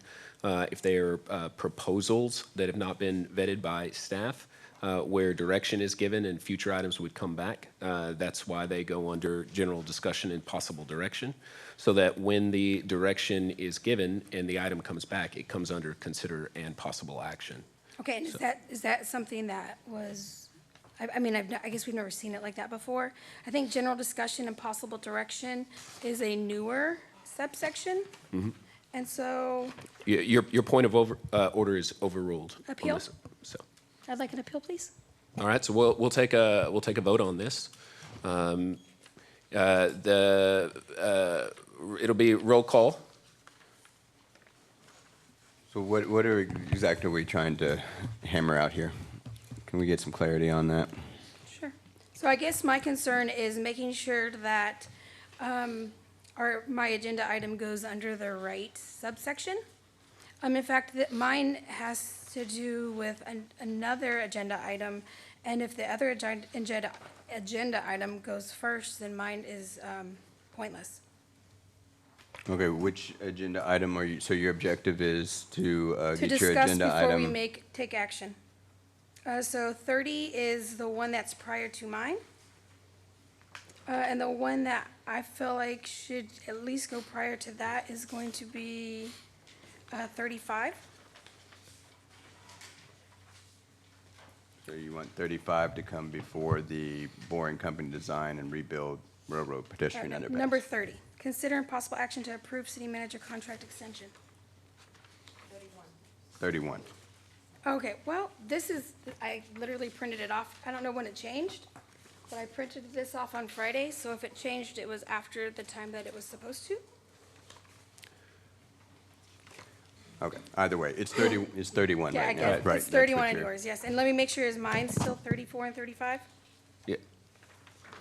No, yours is 35. And 36, and 33. All right, so I've called a roll call vote, overruled the order. If you'd like to change it up, now's the time. So roll call vote. It's a non-debatable appeal, so we need to have a roll call vote. I was just trying to understand what we're voting on, though, Mayor. Okay, well, she's saying that her items were put in the wrong categories, and she wants them at the top of consider Well, possible action. At least number 35, which is, well, I don't know what number it is for you guys, but under mine, it's 36 for you guys.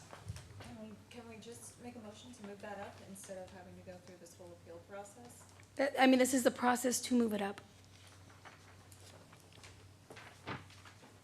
So 35 will go before 31. I think it's 36. Oh. Depends on when you printed off your agenda, apparently. Is the appeal to get 36 on your item concerning the discussion of possible action regarding the process of gathering information, that one? Your goal is to get that before the consider possible action to approve the city manager contract? Yes, so. Not necessarily at the top of before 19, this next agenda item that we're about to take. I mean, the whole thing is kind of, the rules of council state it's supposed to go under the place of the section of the agenda. The question here is, where do we think this agenda item should go?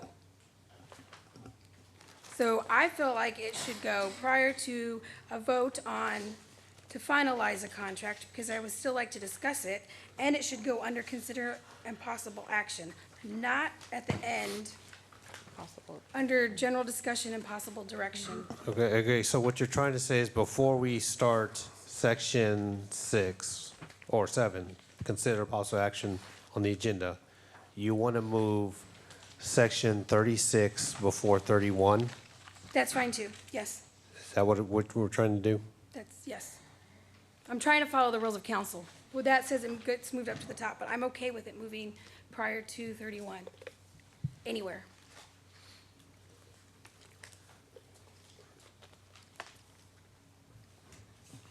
And the appeal just to be to move that item before 31, so we can get back to this presentation. Well, that, and I think there needs to be some consistency on where items are placed. Can we So- discuss that at another agenda item at another Yeah, when we time? don't do that, then there's a complaint that nobody else is enforcing that. Well, bring forward an item, let's clear that all up and get that going, but this back and forth right now while we're Yep. trying to move this forward. Agreed. What's the objective? The objective is to move 36 prior to, what, 31. Can we make a motion for that? Like to move She's item called a 36? point of order saying that it Okay. was in the wrong category. I do not believe it's in the wrong category regardless of the heading. So I've I over- asked council to do that. So I overruled, she appealed, and so that's the process she wanted to go, as opposed to just making a request to move it. So now we're in this voting process, so that's the way that it is. So, an aye vote will be to sustain the ruling of the chair. A nay vote, is that right? I'm just trying to get us on the same page as far as you just said appeal, so. So I appealed So, no, an your- aye vote will be to, I'm sorry, to sustain the point of order. A nay vote will be to uphold the chair ruling, so. So could you please clarify? Well, if we're trying to follow the rules of Thank you, council, You're- points of you're- order are non-debatable motions, and we are They're debating. not, but we're them. getting clarification. Well, you're appealing the point of order, and so if the council rules. The ruling of the point of order. Correct, you're appealing the ruling of the point of order, so if council approves the appeal, it overrules the chair. If they deny it, it stands as is. Correct. So, Thank you. there you go. Roll call vote. So I confirms the mayor's decision No. on the appeal. No, I Nay, confirm the nay appeal. confirms the mayor's decision. Aye grants the appeal. So just so I understand, I'm sorry, I will mean that 36 can move to 31 to be in that category? That's not even what we're voting on. Yeah, it's not what you Okay, it's just a little confusing. Just the first question is, No, is it in the right category? Right, it would go Right. to the top, so it would be the next item we take up. So we're going to switch gears, and we're going to talk city manager contract now. Well, we gotta take a vote. Right. I've been trying. Okay, roll call. Bradshaw?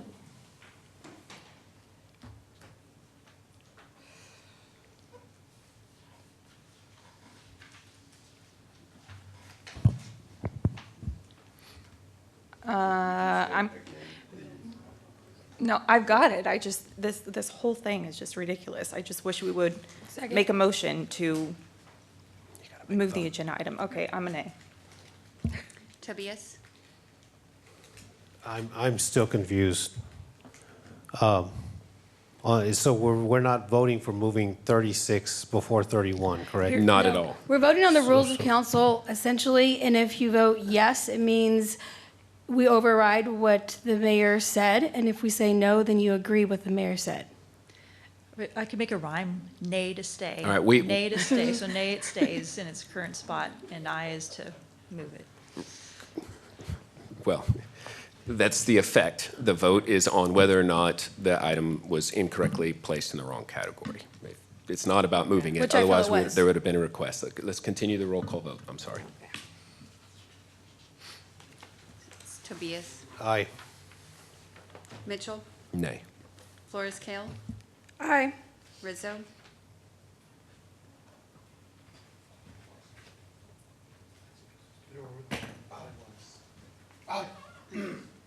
Ellison? Parsley? Aye. Is that it? All right, motion carries 5-2. So we are now under considering possible action, but we're going to bring forward agenda items number 36. And then we are also going to bring up agenda items number 31. So we'll start with 36, discussion and possible action. Did we bring 31 up? I thought you were going to bring up 36. No, I'm going to bring it up if we're going to discuss it. We might as well do it all at the same time. So she's going to call point of order because I put it after the items facing the public anyway, so. No, I did it because I felt like it was the wrong place. Well, I understand. I'm just saying we've got people waiting here as well. That's so- correct. But I'm okay with we're that. That could changing have gone gears now. before any of this. All right, agenda item number 36, discussion I'm and cognizant of people's time. All right, we're gonna, I apologize, we're gonna take a 11-minute break. We will reconvene this meeting at 9 PM. Thank you.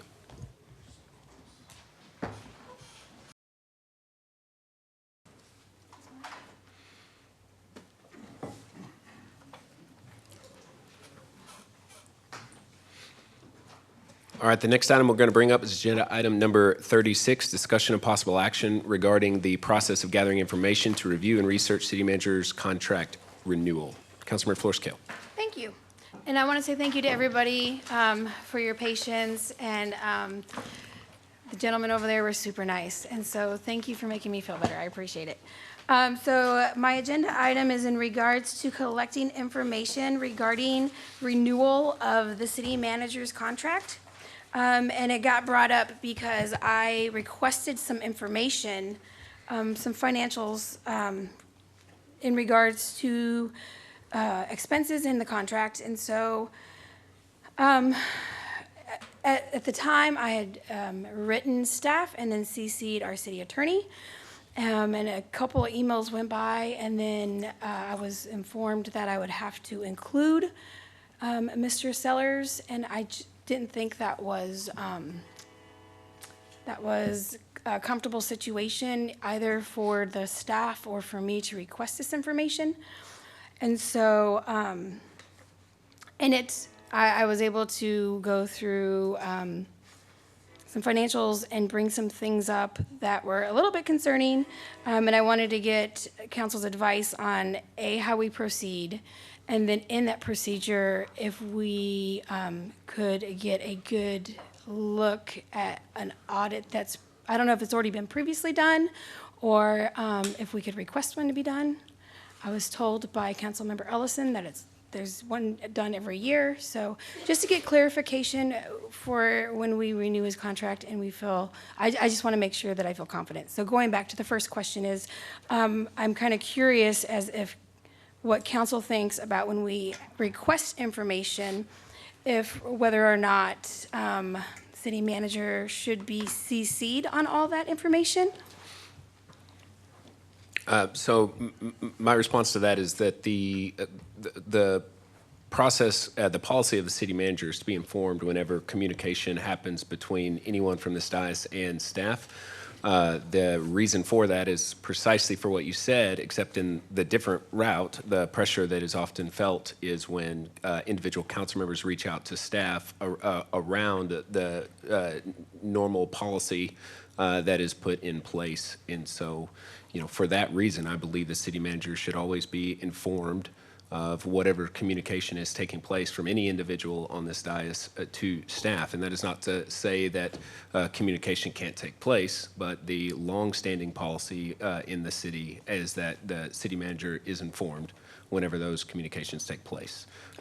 It's been one or two different times, I'll say myself, that I've been learned that lesson early on, that in all those situations, city manager was informed, and as a result, it is a policy that I've seen be successful because staff, department heads communicating without city managers' knowledge to individuals can also create a lot of pressure and tension. So while there's no perfect scenario when you're talking about a contract, the policy that's in place is the city manager is going to be briefed, and those are his employees, and that is under his, the city manager's direction. So, can you point me to that policy, please? No, I mean I can't. I'm not here, not in this moment. I can't. Can anybody point me to that policy? Because I've tried to look for it and I'm not able to locate it. And let me go back and state that this is not necessarily, this is not a review of the city manager. This is to renew his contract. And I did CC the city attorney, which I thought was sufficient. But going back to the policy, if anybody in the city could point me to that, I would appreciate it. Okay. I mean, in order to proceed. Does anyone have any other comments?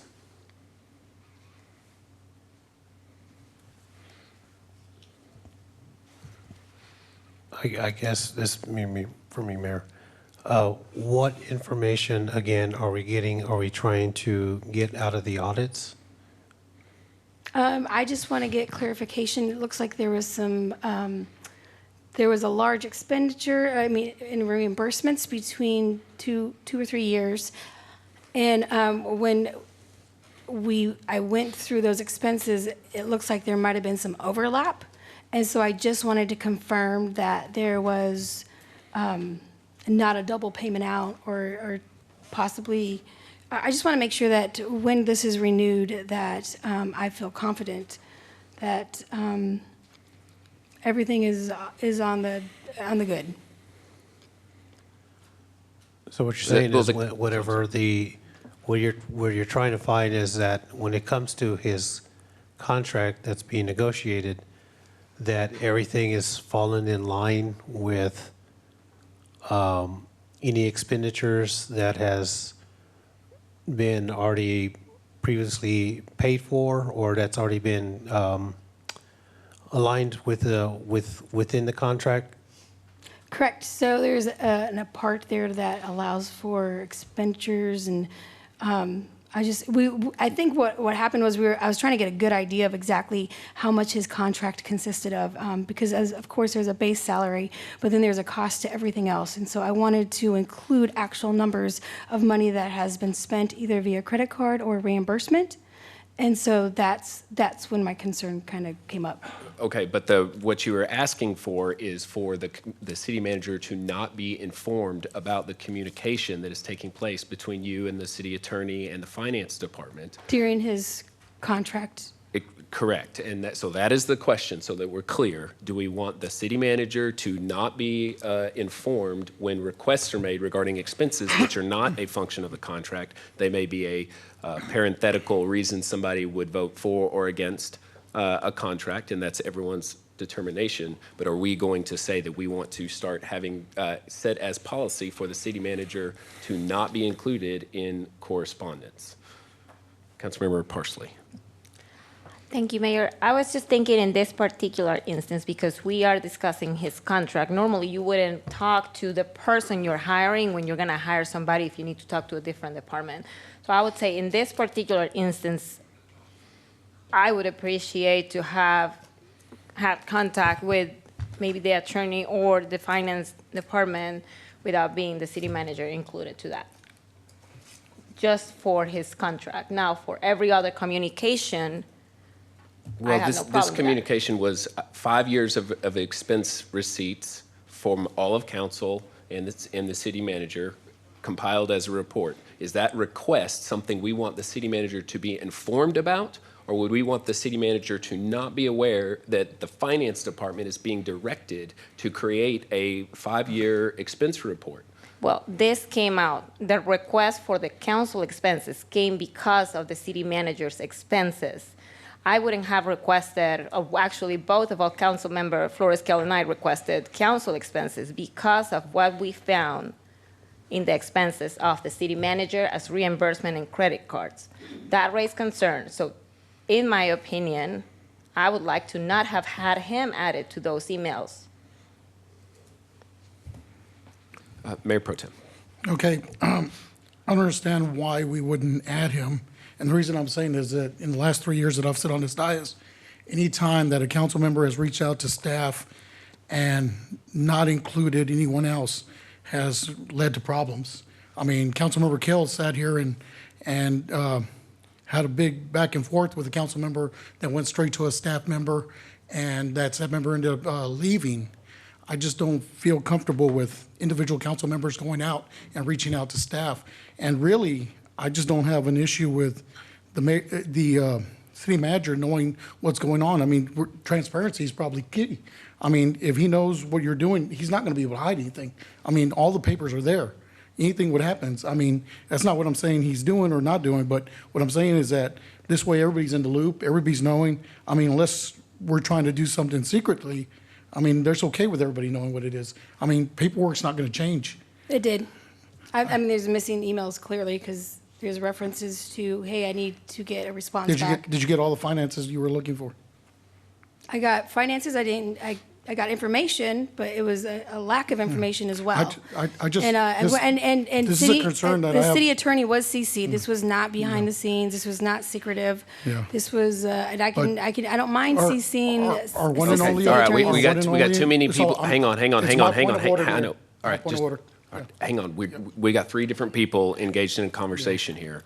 One of the conversation topics, as it relates to expense reports, the topic of expense reports is not what's being considered. What's being considered is, does the city manager need to be informed when communication takes place between this board and any member of staff? So During his contract renewal. that is correct. During his contract renewal, during any point as the acting city manager. So that is a clear question. We can give clear direction. Everybody can have their own opinion on it, I suppose. And we just need to make a decision. So I will make a motion to direct the city manager to continue with his policy of being informed anytime communication takes place between a member of this body and any member of his staff, which he reports to.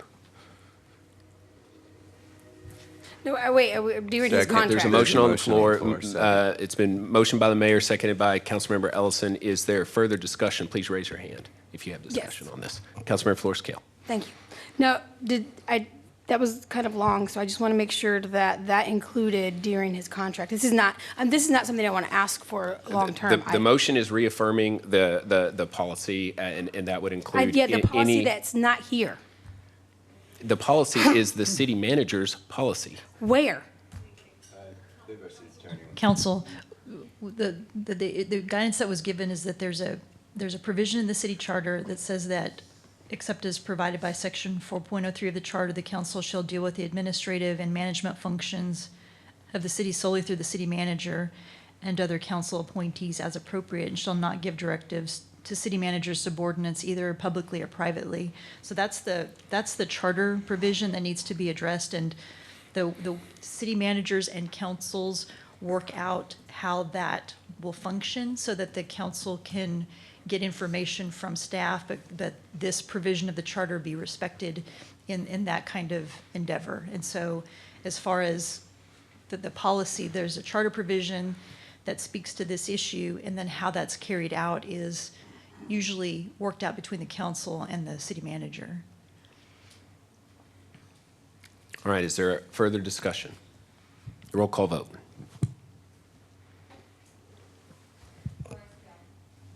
Nay. Aye. Aye. Aye. Aye. All right, motion passes 6-1. We're going to leave the contract item to the back, if that's okay with everyone, because there's folks here who want to present. So we'll bring those up in order, if that's. So, what about my concern regarding an audit? It's not posted for an audit. Well, it's part of the process. I wanted to get an audit in order to be able to understand his contract. I would like to make a motion to direct staff either to provide us with a previous audit from this year, or to order a third party to do an audit regarding council and city manager reimbursements and credit card spending. Second. All right, it's a motion by Councilmember Flores Kale, seconded by Councilmember Parsley. Is there discussion on that motion? Absolutely, there is. Councilmember So I want to go down one path here. So that's kind of open-ended to either provide the audits that have already been done, or potentially hire a third party. I don't want to go down that path just yet, and to open-endedly make a direction to staff to potentially hire a third party to do an audit. Let's see what we have already. Let's see what's already been done. I don't like this motion that has the two options. Well, I'm just saying if the audit hasn't been done, that's what we do. When is the annual audit done of the city's expenditures? Thank you, Professor.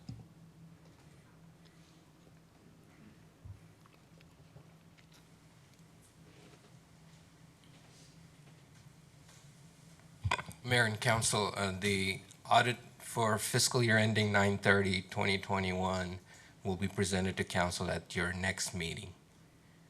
It's a financial audit. It's not scope specific for travel.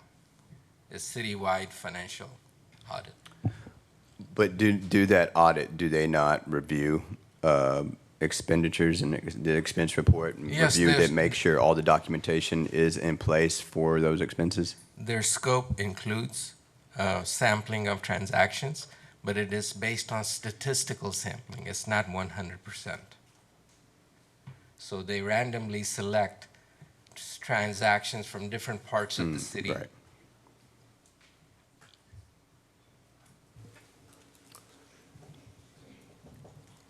Council, if I may just add to that answer, the audit also looks at our controls, meaning all of our expenditures and how we process those. So the conversation is about travel expenditures and certain reimbursable expenditures.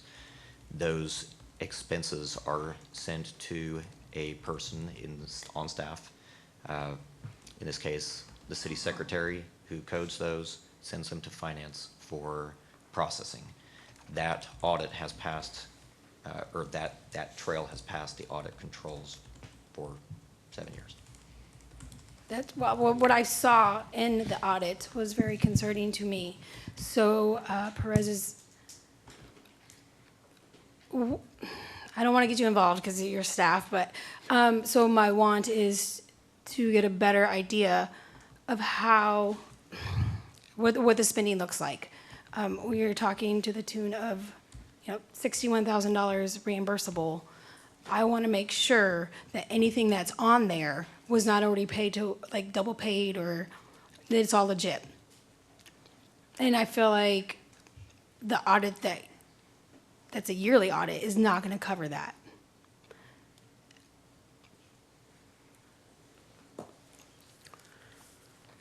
They do not test 100% of travel or conference-related expenses. That is a fact.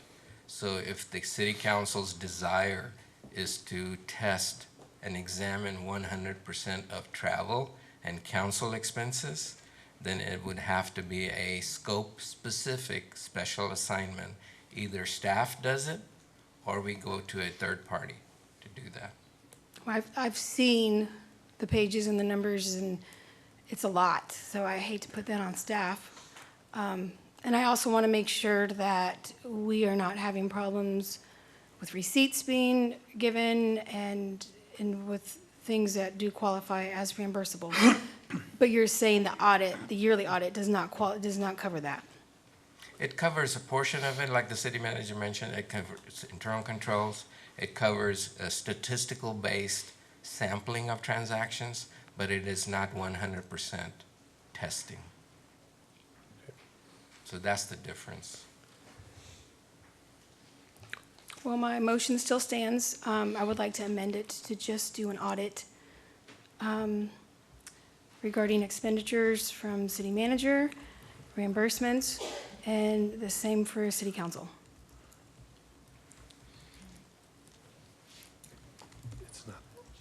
So you're pulling back your initial motion? Well, my and- initial motion was to see if we already had one. And then when you said you weren't in favor of doing a third party, then we had realized that the one that the city had doesn't cover what we want. So for me, that's not a solution. We can also have the city's external auditors present here. Y'all can directly ask them the procedures they followed, and if you're comfortable with that, we can stop there, or we can go whatever direction you like staff to proceed. All right, the motion is to direct staff to create an audit, or do you want to, you're trying to go with the third party? I would like a I really third feel party like this is an inappropriate motion, given the title, the process of gathering information to review for the contract renewal for the city manager. This is. I think this is part of the process, and it's going to help me with my review. All right. I'm not clear as to what the direction is being given. Are you directing staff to do an audit, or are you directing a third-party group to do an audit? I've seen the back, that I don't know if that's something that I want staff to directly deal with. It's also, I think it's, you know what, it's probably one of the few times that taxpayers wouldn't mind spending a little bit extra money. So my direction would be to have Perez find a third party to do an audit. All right. Is that Mayor, is that going to be a full city audit? Or is No, that I'm sorry, gonna no, this is only gonna, Okay. all we've really talked about is, I need to know when I make my decision, if I renew this contract, that there's no overage or frivolous spending. Why is that a wow? No. Because if I can intervene on this real quick, because we're talking about the city manager's contract, but now we're adding council members. And it's not an agenda item, by the way. Okay, we don't have to, but the reason, again. But this is the whole argument about putting items that are, or voting on items that are not placed on the agenda. That's why it's not under considering And possible this, action the as well. discussion, possible action is regarding the process for gathering the information review for just the city manager's contract. If we're talking about an audit for council members, if that's where we're going, then my thought would be that would be a total separate agenda item for, that's not even listed here, for a total different day. So how if do we that's where figure we're out if Well, there's we a would have to place conflict? We would have to place it on another agenda item if we're going to be doing council. And again, that's where we would then find out what the information you're looking for. And to be respectful for everybody's time, I apologize, everybody. I know we have presentations we've got to do, but I just feel that right here with this, it just needs to be just stuck with the renewal contract, and an audit's going to be done the next council meeting. If we can go with that, and if there's more information, then we can ask for more information going forward. But if you don't feel comfortable with that, then we're at a stalemate right now. Right. So again, my concern is not just spending, it was the overages, how many times I saw on the reimbursements that this was for council member so-and-so or council member. So how do I let the auditors figure out if there's not an overpayment on each or on one or not at all if we only audit one? Because that would be a separate item. That would be a separate agenda item that we bring forward to get all council members, including city managers, audited, referencing any kind of expenses. And then we can have it playing out there. Because it's like we're throwing in council members right now when we're actually supposed to be talking about the city manager's contract. I guess I'm confused because the concern is making sure there's no overspending. Exactly. Who do you think he's gonna, how does that conflict with anybody except for council? Well, if you don't want to do one on council, I'm fine with that too. If you're not comfortable. All right, hang on. The saying. topic of council expenses is not up. We've discussed, it's been about creating an expense policy and figuring out a better way to follow rules that we can all agree on. I understand the connections you are trying to make in order to make certain things seem certain ways.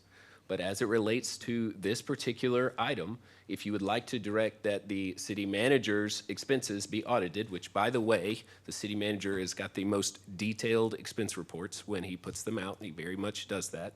And whenever, for example, several of this body are going to Washington, D.C. For the next several days. Those are council expenses. And if everybody's at a meal together, generally the city manager pays for it. He writes it all down. So that number is not even close to representative of the expenses of the city manager. But it has been brought up that we should provide some more clarity on that. And so there are two things. One is we can have an expense audit for council expenditures as well as the city manager per policy as a part of the council governing itself. Or two, we can do that specifically for the city manager. But but as it relates to council expenses, that is not the topic that's being discussed. I agree, 1,000%. But here's the deal: when we got the expense report back, it was asked, "Can we post these online?" Because the reimbursements went from $10,000 to $60,000, and that threw a red flag for us. So then his explanation was, the reason why these are high is because I have been paying for council members. That's what it was. So for me, I was like, okay, well, to find clarity in that, let's make sure they all match up. This is not something that I'm just like trying to find. I had a very good conversation with Mr. Sellers on Sunday. I told him this was my concern. I understand that. So all I want to do is make sure that he's telling us that it went up $50,000 because council spending, and that's true. That's the correlation. It's not in my mind. It's the words from Mr. Sellers. Okay. The motion got changed a few different times, so I'd like for you to please restate the motion, and there will be an opportunity for a new second. So I'm not sure exactly what the motion is, so I need clarity on I don't even know either. I just want to make sure that when I take a vote that we're all comfortable taking the vote to renew a contract. Yeah. So however that looks, I would like an audit to make sure the numbers match up. Because I went through them individually, and I was like, I give up. This is too hard trying to figure. He says this is, and it gets to the point where it's just like dinner with council member. I don't know which one. I don't know. So that's really not my job. It is a job as the dais to fiscally be responsible for the city, and that's what I'm trying to do. And if That is nobody else not. wants to help me do that, No. I get it. If you want to help the dais hold itself accountable, the process is to propose a policy whereby we agree on how we want to But go about that's not my that. concern. My concern was this $50,000 increase in reimbursements. Right, and you're making that sound like there's No, something wrong, and trying to interject that into a completely different contract. Are you telling me that didn't conversation. concern you? That what didn't concern me? That a large increase in reimbursements doesn't concern you? Councilmember Ellison. This you have has the got to floor. stop. This has got to stop. Either a motion needs to be made. I'm And a trying. second, and we move forward with that, or we go on to the next agenda item. This back and forth right here is not a good look, you all. Let's cut it out. Let's make a motion. Let's be direct in it. Let's go. I would just like to make a motion to direct staff, I guess, to do an internal audit regarding council, I guess, council and city manager expenses and make sure they add up. I would like to see it, each line item has just one reimbursement. All right, the motion was made to direct staff to audit council and city manager expenses. Is there a second? Second. All right, roll call vote. Can we have a little clarification for our city attorney? Since we don't have council expenses on the agenda, can we make that motion? I just want to make sure we're doing everything legal.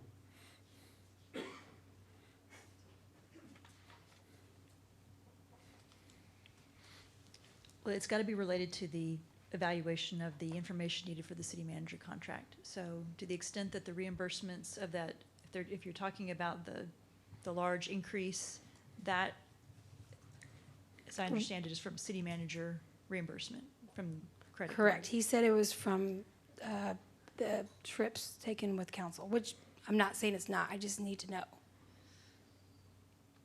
All right, If you expand it to all the other council member information that you have, that, Well, if there were names on the reimbursements, like particular names, we could go and clarify with that. well, since that's related to the city manager contract, why don't you start with what with those expenditures?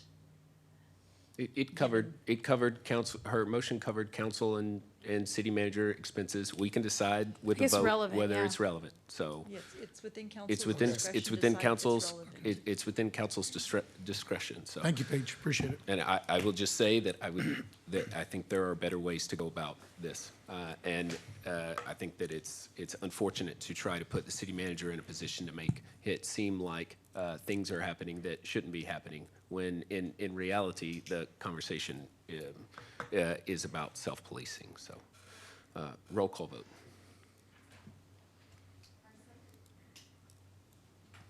Yes. Ellison?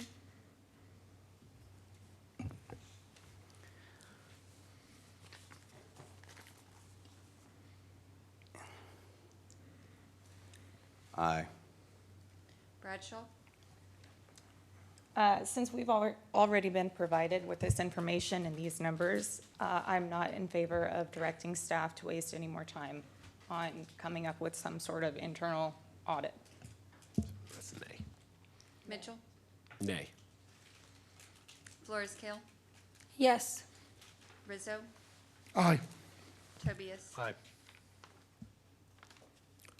All right, anything else you want to motion on this item? Any? No, thank you. All right, next up, agenda item number 19, consider impossible action, a resolution of the City of Kyle, Texas, approving and adopting the 2022-2026 Kyle Public Library Long Range Plan.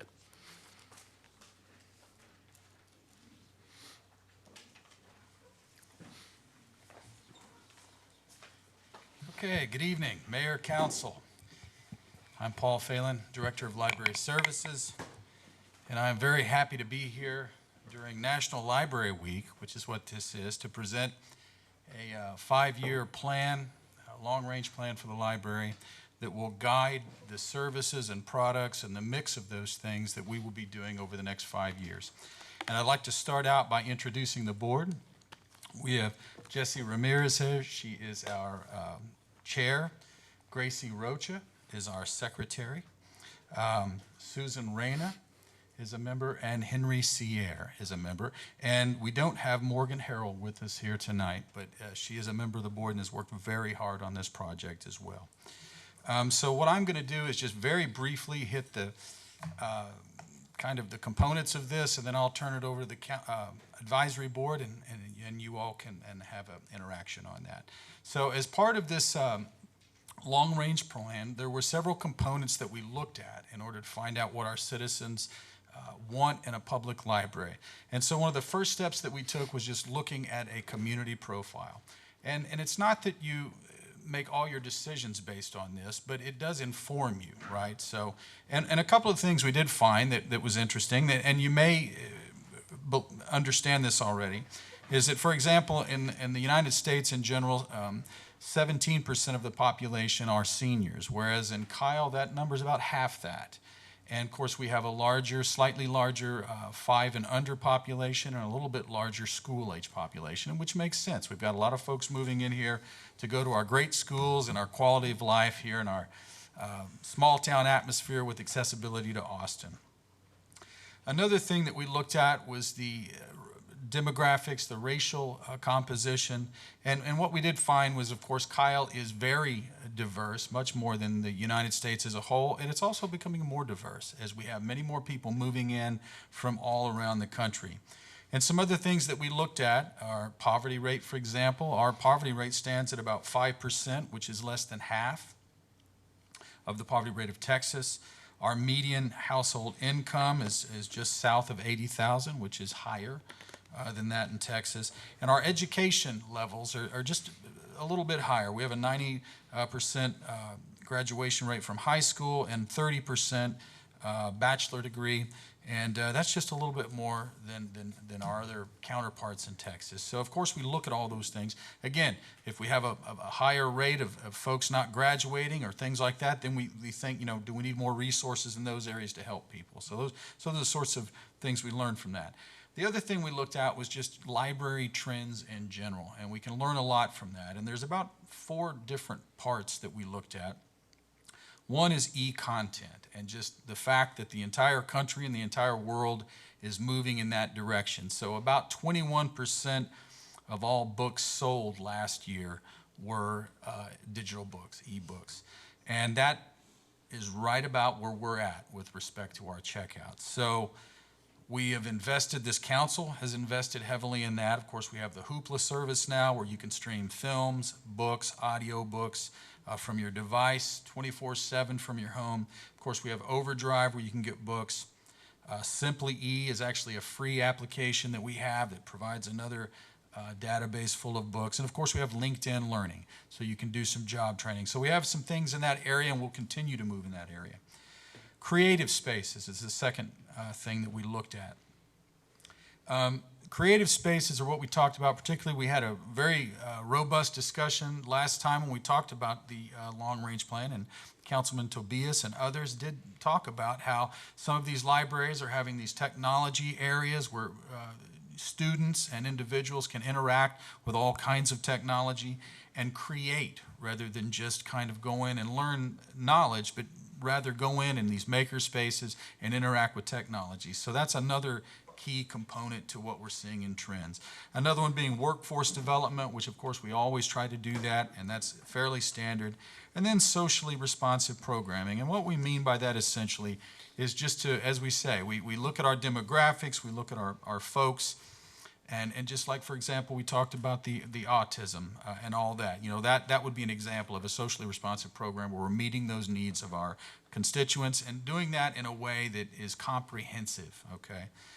Looking at our trends over the last 5 years, just to give you some sense of where the library has gone, and we're starting back from the fiscal year 2015, and I tabulated these on pre-pandemic numbers because we did see a drop, and that would kind of throw a wrench in this to show you. But for example, our library material circulation increased 38%. Our ebook circulation increased by 118%. And in fact, our ebook circulation was the only metric that actually increased during the pandemic, and now it's at 161% increase from 2015. So you can see that certainly that trend's not only visible, but it's visible here in terms of usage of the library. Our registered borrowers increased by 57%, and library program attendance 47%. And the one thing that we did see was the internet usage actually decreased by 20% over that period of time. Now, that was at a time when we know we were replacing our computers because they were slowly kind of dying. You know, we got them to the end of their use, and we got wonderful computers out there now. But we might be seeing a trend where more people do have computers at home and devices, so they don't always come in to do those sorts of things, and they may have more capability. But we did get new ones, and we'll see where that number goes. It may well bump up again. And of course, we've got a very good, our wireless is working great now too, and we're able to capture those numbers a little better. So we'll see where we go from there. I'm certain that'll go back up. And the final thing I looked at is we did conduct a community survey. We got 728 responses on that. It was a 12-question survey. It was done in English and Spanish. And that is part of your packet there, and it was included in the long-range plan, so you can see all of the results and all the different things. And then just finally, and I'll sit down and turn it over, but the Library Advisory Board looked at all of these things and, of course, started this process, this long process in March of 2021, I think, right in that area, and formulated these goals and objectives from looking at that. And so, but before I do turn that over, I did want to recognize Jane Kirkham is here tonight, the president of the Friends of the Library. And, you know, so many of these things, and they're such a partner with this library, and they have been. This Friends group has been doing these things for this library for decades. Okay, in fact, I think this was the Bon-Ton store. I think the original library in this town was a little room in this store where they did that. And Jane comes from that tradition, and there are folks on the board today that still know a lot of those folks from back then. So she does a wonderful job, and she's going to really help us make some of these things happen. So with that, I'm done, and I will introduce Jesse Ramirez, our advisory board chair. Good evening, y'all. Thank you so much for your support and for being at our meeting last month. It means a lot to just have everyone's input, all the ideas, and that rambunctious discussion last month. It was a lot of fun for all of us. I know we all enjoyed it. I'm going to quickly go over the goals and objectives, and then we'll open it up for comments and questions if y'all would like to. So our first goal was the library will encourage the arts by honoring diverse cultures. We talked about partnering with community members and businesses to provide performances, classes, readings, partnering with local artists to promote arts within Kyle, and provide inclusive programming and readings to reflect the community. I know at our meeting we talked about getting the students more involved with that. So that's definitely something that we are going to circle back with. We talked about our art festival, kind of those outdoor sculptures, art contests throughout all school levels. So we're right along with kind of that art commission of where y'all are headed also. Goal number 2 was the library will provide socially responsive services to aid and encourage the participation of community members, like Paul was referring to, provide information about local social services available, tax forms, other documents, work with nonprofit agencies to inform and assist the public, and ensure access to programs for community members with disabilities. That was our second goal. Number 3 was the library will provide educational opportunities for community members' personal and professional development, so that workforce development. Continuing the summer reading program, partner with preschools, K through 12 secondary schools, partnering with local industries to provide workforce training. Expand teen programming, literacy assistance, and continuing the partnership with homeschool groups in our area, which has really increased. Number 4, the fourth goal, The library will offer technology resources for community members and library staff to promote digital literacy. So that's partnering with local technology organizations to provide programming. We talked about, there's so many tech companies moving locally, right? So we talked about, hey, like, how can we capitalize on all these corporations moving here and make it better for the city of Kyle and really make those partnerships cohesive. So we looked at providing makerspaces, explore grant opportunities. That's something that we really talked about at the meeting last time, to obtain additional technology assets to benefit community members and continue digital literacy programming and maintain existing technology assets already available at the library. I'm almost done. We're going to 6, I'm at 5. The library will provide and curate comprehensive collections relevant to the community, which we already do: print, non-print, audio, video, large print, languages other than English, and e-content. Our last and final was the library will expand services to meet Kyle's expanding growth. So explore community partnerships to provide services outside the library building, maintain library-sponsored, the little free libraries throughout the community that you've probably seen around at parks, neighborhoods, and then lastly, work towards Kyle Public Library's expansion by potentially providing needs assessment study, planning and financing and implementation of potentially other branches. And that was it. So that wraps up the goals and objectives. Now I wanted to open it to questions, comments, and if I can answer it, hopefully one of our board members can give y'all some clarification. I'd love feedback. Anybody have any questions, comments? Talk to me. Councilmember Florescale. Thank you. Can I start with, you have a really great aura about you. Like every time I looked, you like smiled, super nice. Thank you for that. And it's kind of cheesy, but I like, even your presentation was really, I just felt positive. So thank you for that, because kind of needed. I just have a question. You brought up the areas in neighborhoods where there's like books. If somebody wanted to get that in a neighborhood, how do they go about that? I think that's something that we can work with at our, like, just contacting the library and getting it put up. Have you seen them? Do you know what I'm referring to? Okay. Yes, they have one in Steeplechase. Okay, Yeah, I love them. So I say just contact Paul and we'll work on it. I don't even know how many we have throughout the community, but there's several. I can like think of at least 4 or 5 in my head. I know direct locations. So they're the best. I agree. So that's a great way to Y'all share. keep donating to them. Keep donating to them. Replenish them, please. And I just want to say thank you for your enthusiasm, and the board members and Paul, you guys have such a great positive attitude. Thank you so much. So keep doing what you're doing, and don't be afraid to let us know what you need. It's Paul's great leadership. Amen. All right, anyone else? Councilmember Tobias. Hey, we had a great meeting last month. I appreciate it.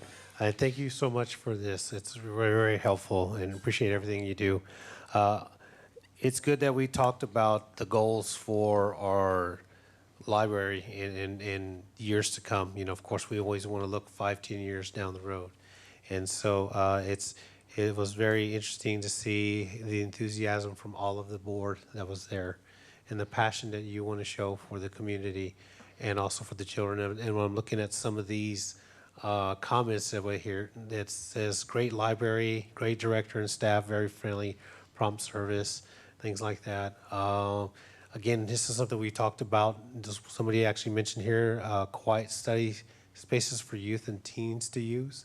You know, be something that if we ever someday have a new facility where we would have those quiet rooms or safe space, or not so much safe, but just a little, yeah, exactly, sensory rooms where children can go in and have that little space to themselves. Especially those, again, like we were talking about, that have autism or Asperger's or somebody, or they just need to have their own space and just be able to have that there. So those were great conversations. And also that you're going to be reaching out to some of the new companies that are coming by or coming to our city and seeing if we can collaborate or work with them and see if they'd be interested in helping with funds or just sponsorships and so forth going forward. And meeting with the individual schools directly, I think that would really help.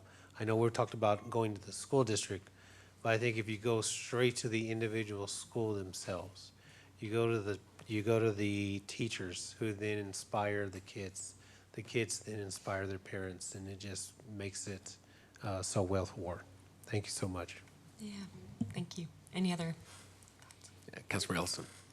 Yeah, I'd be remiss if I didn't speak on this board. Pretty much all of last year and this year, I had the honor of sitting in on this board's meetings, and they're an impressive group. I'm very honored to have this group of people on our library board, the 5 of them. Listening to them just move throughout this process of creating the strategic plan, debating things, pushing out ideas, I was blown away by this group. And I'm glad we were able to do this presentation so you can kind of elaborate on it. Just so you know that the survey for the city to get the number that we had was inspired by this group.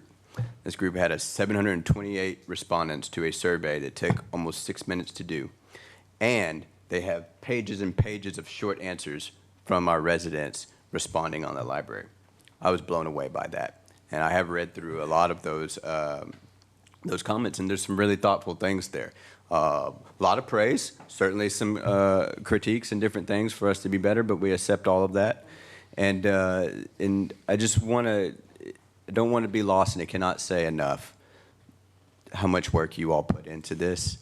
It should be commended. I hope council reviews this entire document because there's a lot of great stuff in there. You know, I was listening to when we had our joint meeting, and I was listening to my colleagues' great ideas, and I was like, these are similar to the ideas I heard a year listening to this board go. And so it's great to hear that we're thinking alike, we're on the same page. We know how important it is to offer educational services throughout our city. This is part of the reason at the Visioning Retreat I promoted an educational and informational city that we want to strive to be at the gold standard. And I think our library board and our library led by Paul Phelan is doing that in an incredible way and continue to do great things. So I would be remiss if I didn't say that, but thank you very much. Thank you. Anyone else? All right, thank you. All right, next up, agenda item number 20, consider possible action to authorize an amendment to the contract with Brightview Landscape Services, DBA WLE, to add 3 additional scopes of work in an amount not to exceed $16,626.77 for providing landscape services for Mary Kyle Hartson, La Verde, and Heroes Memorial Park. Mr. Hendrix. Mayor, Council, once again, Jerry Hendrix, Assistant City Manager for the record. As you know, we already have 1 gold standard park amongst us, and we have 2 more that are on the way. And it's our intention to keep them all at that gold standard level. And we've been looking at ways to do that for the past couple months. You remember approving an RFP to go out and solicit companies to come in and help us with that. We only had 1 response from that, and that was our partners from WLE Brightview, and they submitted quite a response. It's in your backup. What we have in front of you is to implement that response for the rest of this fiscal year, which includes servicing Mary Kyle Hartson Park beginning this month, if you approve the change order, and then La Verde and Heroes Memorial Park in September once they come online. The dollar amount for the rest of this year for Mary Kyle Hartson is just under $13,000. The dollar amounts for La Verde and Marketplace for the 1 month remaining in the fiscal year once those parks come online is just under $2,000. You also see in your backup the maintenance plan put together by our Parks Department to make sure that we have 7-day-a-week coverage in those parks. So Brightview will come in 1 day a week except for the dormant season, and they'll do the hand pulling of the weeds. They'll make sure the pre-emergence and all the turf management is in place. They'll manage the shrubs. They'll apply the mulch. They'll inspect the irrigation. They'll do all the heavy lifting, and their presence will be there once a week during the growing season. The Parks Department will ensure that there's people there every day, including Saturdays and Sundays and holidays, as they're doing now with all the parks, to make sure trash cans are emptied, that anything that needs to be repaired or straightened up during those other 6 days, that those things will be taken care of. So once we begin the budget process, I'll bring forward the full year contract, which is approximately $72,000, provide this service for a full year. So that's it in a nutshell. I have representatives from Brightview here, as well as our Parks Department and myself, if you have any questions. All right, thank you, Jerry. I have one question, and it's just wanting to make sure that the funding for La Verde and Heroes Memorial Park either is directly from the TERS number 2 fund or is set up as a reimbursement if that's what staff says is more convenient or easy. We'll work with the finance department to make sure that that's the case. And for Mary Kyle Hartson, we have some funding in the beautification fund that we'll use for that. Okay. Councilor Ellison. Well, you took my first question, so great. I appreciate that. Really great question, Mayor. Second question was, so looking at the contract, currently they will touch those parks once a week. Is that correct? They have 42 visits, if memory serves, in the contract, and that's once a week during the growing season and as needed during the dormant season. Okay, and we're comfortable and confident that that once a week touch will meet the expectation and standard that we're looking for? That's why our Parks Department has a plan to be there every day. And Okay. also part of our budget request will be some additional staffing to make sure we have those parks as well as the rest of our parks covered 7 days a week. And a thumbs up in the back, Mariana, on all that and those stuff. Yeah, because it's certainly looking forward to that. The budget bring forward with the additional perhaps personnel. But I'd like to. While I have the floor, I'm gonna make a motion to approve this agenda item as written. Second. Motion by Councilor Ellison, seconded by Mayor Pro Tem Rizo, that we approve agenda item number 19 is, or number 20, I'm sorry. Is there discussion on the motion? Councilmember Florescale. Thank you.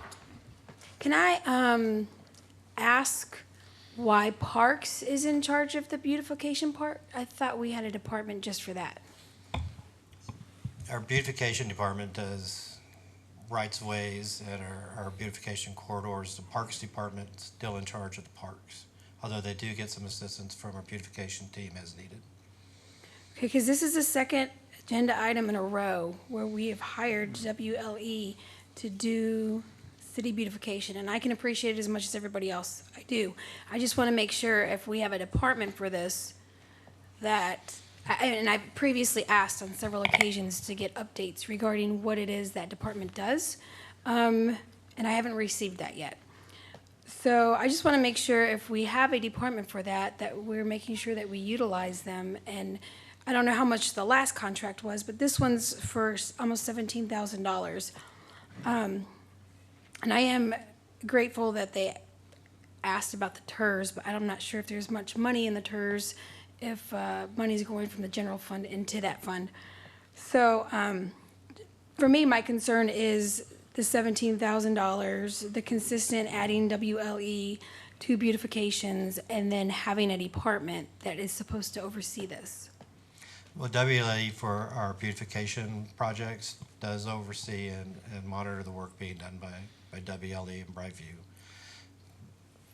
Separating them out from the new parks functions, Mariana will oversee the work being done in the parks.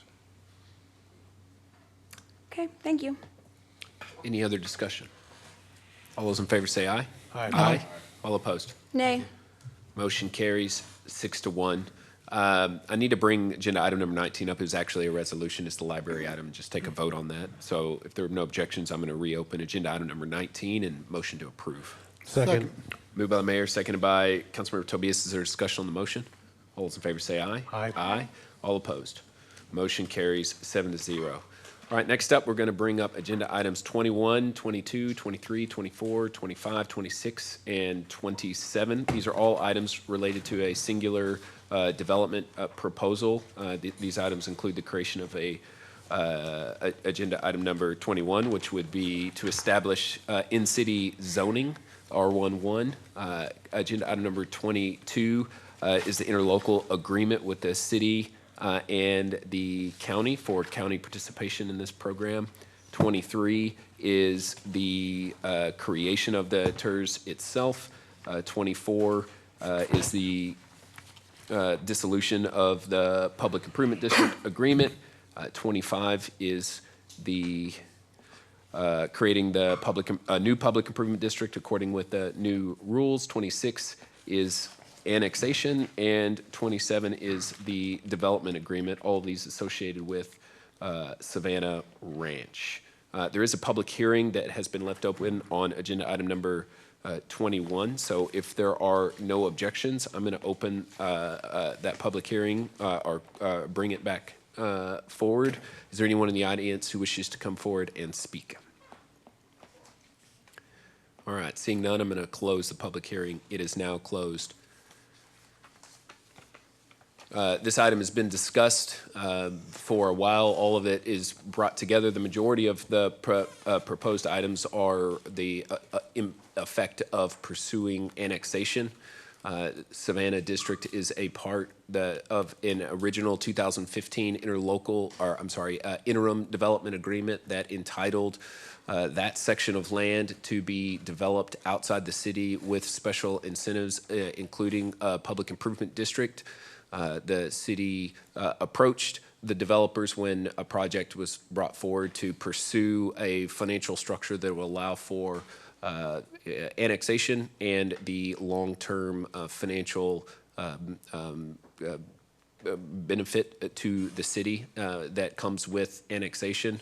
That's been sort of the impetus. This is a pretty interesting and great proposal. I think there might be, I don't know how the vote's going to go. There's been a lot of different discussion, but for myself, this is probably one of the agreements that I am most proud of as far as development proposals since my time here on council, because of the objectives that it achieves, objectives that I thought were impossible.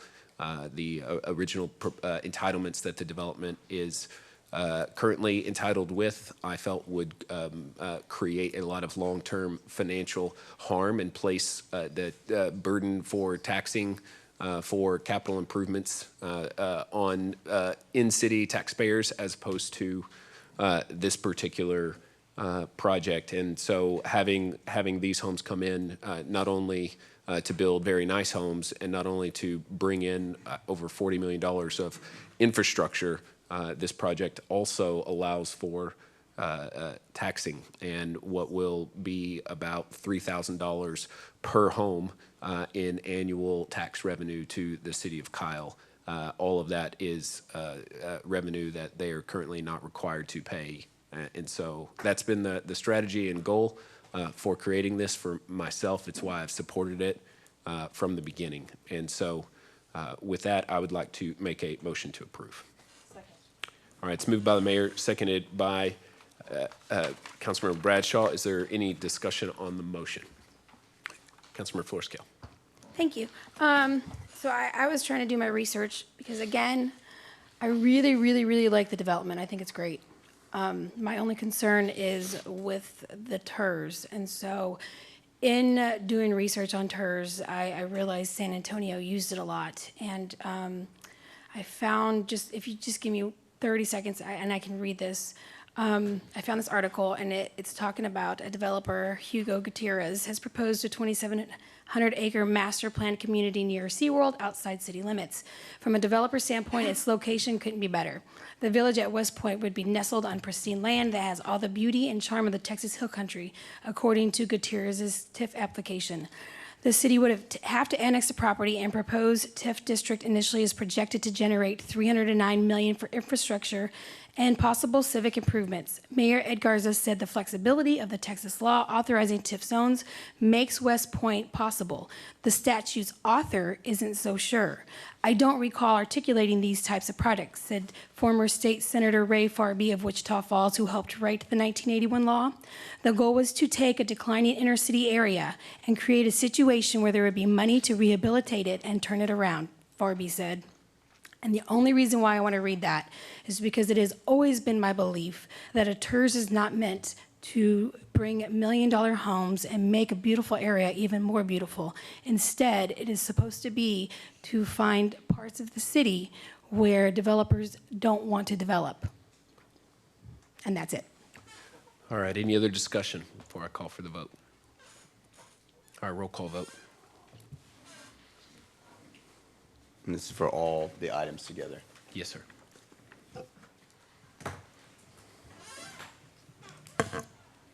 Rizo, Aye. Florescale, Nay. Ellison, Nay. Parsley? Nay. Bradshaw? Aye. Tobias? Nay. Mitchell? Nay. Or aye, sorry. Motion fails 3-4. All right.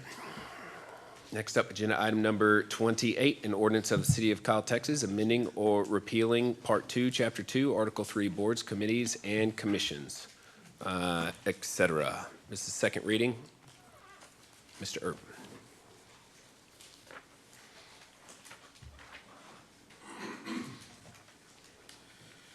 Mayor, Council, for the record, James Earp, Assistant City Manager. This is the second reading of the Boards and Commissions ordinance that includes now the language for the Arts Commission and the Economic Development Board and the specific seats that are meant for those particular positions. Motion to approve. Second. Moved by the mayor, seconded by Councilmember Flores Cale. Is there discussion on the motion? All those in favor say aye. Aye. Aye. All opposed. Motion carries. James, I would like to say thank you very much. As somebody who took a turn at trying to figure this out, it was not easy. I'm not sure I figured it out, but. But you know what?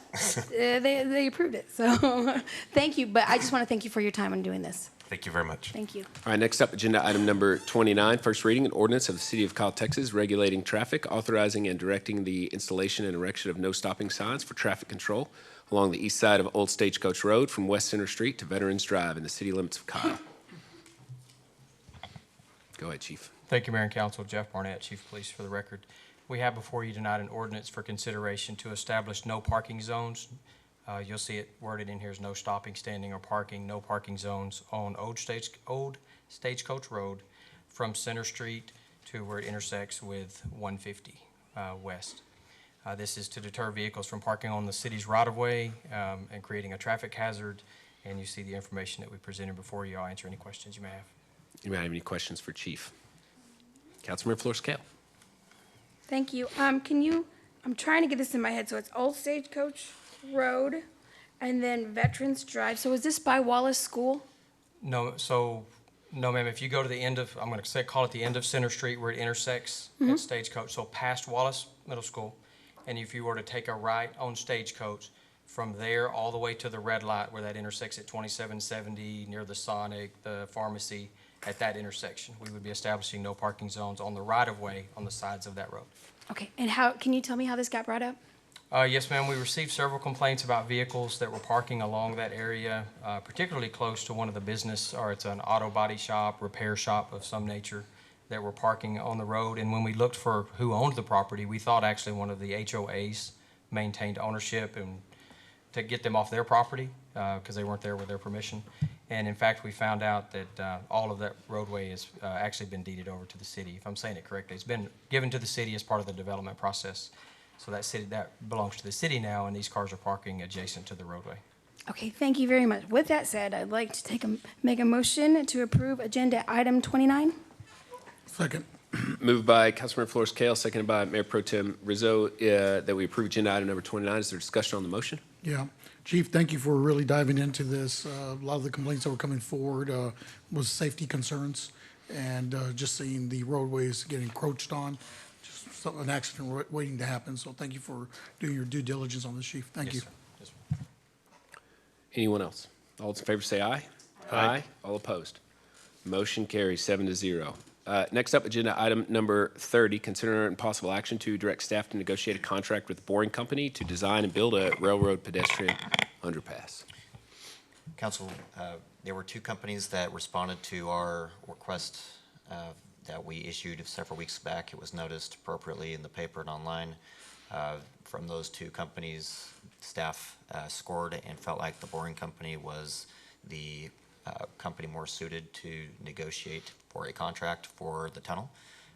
Just as a reminder, this tunnel starts at Marketplace in 1626, where the new development is going in, and then we'll cross underneath the railroad tracks to the cul-de-sac at Cromwell. With that, I'm happy to answer any questions. Does anybody have any questions? Councilmember Flores Cale. Okay, I don't have this item on my agenda. And can someone tell me when this got put on the agenda? It got placed Saturday. Saturday. Okay, I just wanted to make sure. Thank you. That's it. Councilmember Tobias. Okay, so I'm looking at it. So this was created by Elon Musk? The boring company was, yes, Okay, sir. the company itself. So it's going to be a underground bridge, correct? Like a tunnel? Yes, sir. And it's going to have lighting all the way through? Correct. So this is a 12-foot diameter tunnel, about 900 linear feet. Okay. With a paved section that's roughly 10 feet, a little under 10 feet wide at its base. The pavement platform can probably be moved up a little bit within the tunnel to create a full 10-foot width. But yes, it will be lit throughout, striped, paved, and the work would be done fairly quickly. The machine can run through the Austin chalk fairly quickly. Okay, so it'll be pedestrian. What about possible golf carts Yes, sir. usage? Yes, sir. It will be a vibe tunnel. Vibe tunnel. Okay. Councilmember Parsley. That was my question, if this is the one that was gonna go for the vibe, so I'm really excited. I heard very, very good feedback from residents that knew about this, so Great. I'm excited. Thank you. We will come back with a proposal. So what the boring company will need is probably a two-pronged approach moving forward. One, to get them started on geotechnical work, initial environmental work, as well as permitting work with Union Pacific. So that contract will come back before council fairly quickly. We'll also have a contract beyond that, which will be the full scope of the construction. Motion to approve. Second. All right, moved by the mayor, seconded by Councilmember Tobias, that we approve agenda item number 30. Is there discussion on the motion? All those in favor say aye. Aye. All opposed? Motion carries 7-0. Next up, agenda item number 31, consider possible action to approve city manager contract extension. This item was published over the weekend. The original draft was presented on March the 1st. Council has had opportunities to go and provide that feedback to the city manager so that the city manager can make adjustments in order to try and get consensus as best as is possible. Obviously, that can be quite challenging, as has been put on display today. It's hard to always know how to go about that, but the city manager has worked with and met with all of council that wanted to meet with him and to discuss and change a few things, and that's what's been proposed here. So council's had time to look at it. The reason for bringing the city manager's contract forward at the end of the first / beginning of the second quarter of the final year of a contract, especially one when a city manager's been employed for as long as he has in the company, is to provide leadership and direction that the city manager is who we want to continue moving forward with the city. For myself, I couldn't be prouder of our city manager and the work that he's performed. The list of accomplishments is very long. I understand there will be desires to want to go down various paths to potentially delay or have different types of scopes considered. But as far as I'm concerned, there are a lot of reasons to continue moving forward, with the city that we have and the direction that we have been going. And so, in my opinion, the consistent leadership, as well as the hard work ethic, the fantastic ability of a city manager to put good deals together that are in the city's best interest, as well as maybe another dozen or so more reasons, is what gives me courage to want to continue moving this city forward so that management of the city can maintain that leadership. And so for all of those reasons, I'd like to make a motion to approve. All right, it's moved by the mayor, it's seconded by Councilmember Bradshaw that we approve the contract for the city manager. Is there discussion on the motion? Councilmember Flores-Cale. I don't think we've collectively had enough time to discuss this. I know the last time that we talked about it, Councilmember Tobias had to leave because he had to go to work. And today we talked about it for maybe 15 minutes. So I think collectively as a group, we've maybe talked about it for 30 minutes. So I'm kind of sad and disappointed that we did not get a fair opportunity for each council member to discuss any concerns or issues they had. I'm also equally disappointed that my concerns and issues were put on the back remote, and I'm being forced to vote right now because my vote would be a lot different after, hopefully, than it would be right now, because I don't really find it fair that you're requesting us to take a vote on information we don't have or conversations we haven't yet spoke about. Councilmember Tobias. Okay, Mr. Sellers. I know we first spoke about a month or so ago. I hadn't had a chance to really visit with you since then. We've been very busy. I did say to go through and make a list of all your accomplishments, correct? Okay. So, but I'm still having issues with two things, and these have been brought up by constituents as well, quite a few of them, quite a long conversation. So be nice about it, but I'm going to have to try to put you on the hot seat on this. I have an issue with the sabbatical part. Okay. Looking at it, it says that city manager, of course, your work schedule is required to do jobs most weekends, holidays. Council wishes to allow him to extend leave. Thus, the city manager will be granted 90 days of continuous sabbatical leave during this period contract, which is what, 3 years or so, okay? During this time, he shall not be on call for routine business, city, or be available to deal with extraordinary situations that may threaten the well-being of the city of its employees. City manager shall appoint an interim manager who shall be authorized to act on behalf of the city manager during the sabbatical leave. The city manager shall be paid his regular salary, receive his contract benefits during sabbatical leave. Okay. One of the issues that I have with this, Mr. Sellers, is like I always say about our city.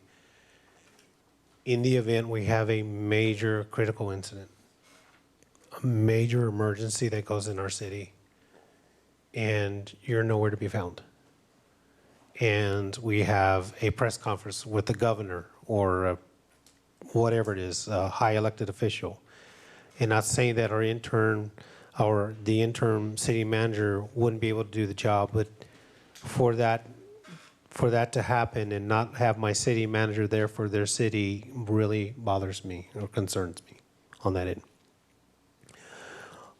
You have not only 2 assistant city managers, but you have 3, plus a secretary and a secretary assistant. So that's really 5 people in a way.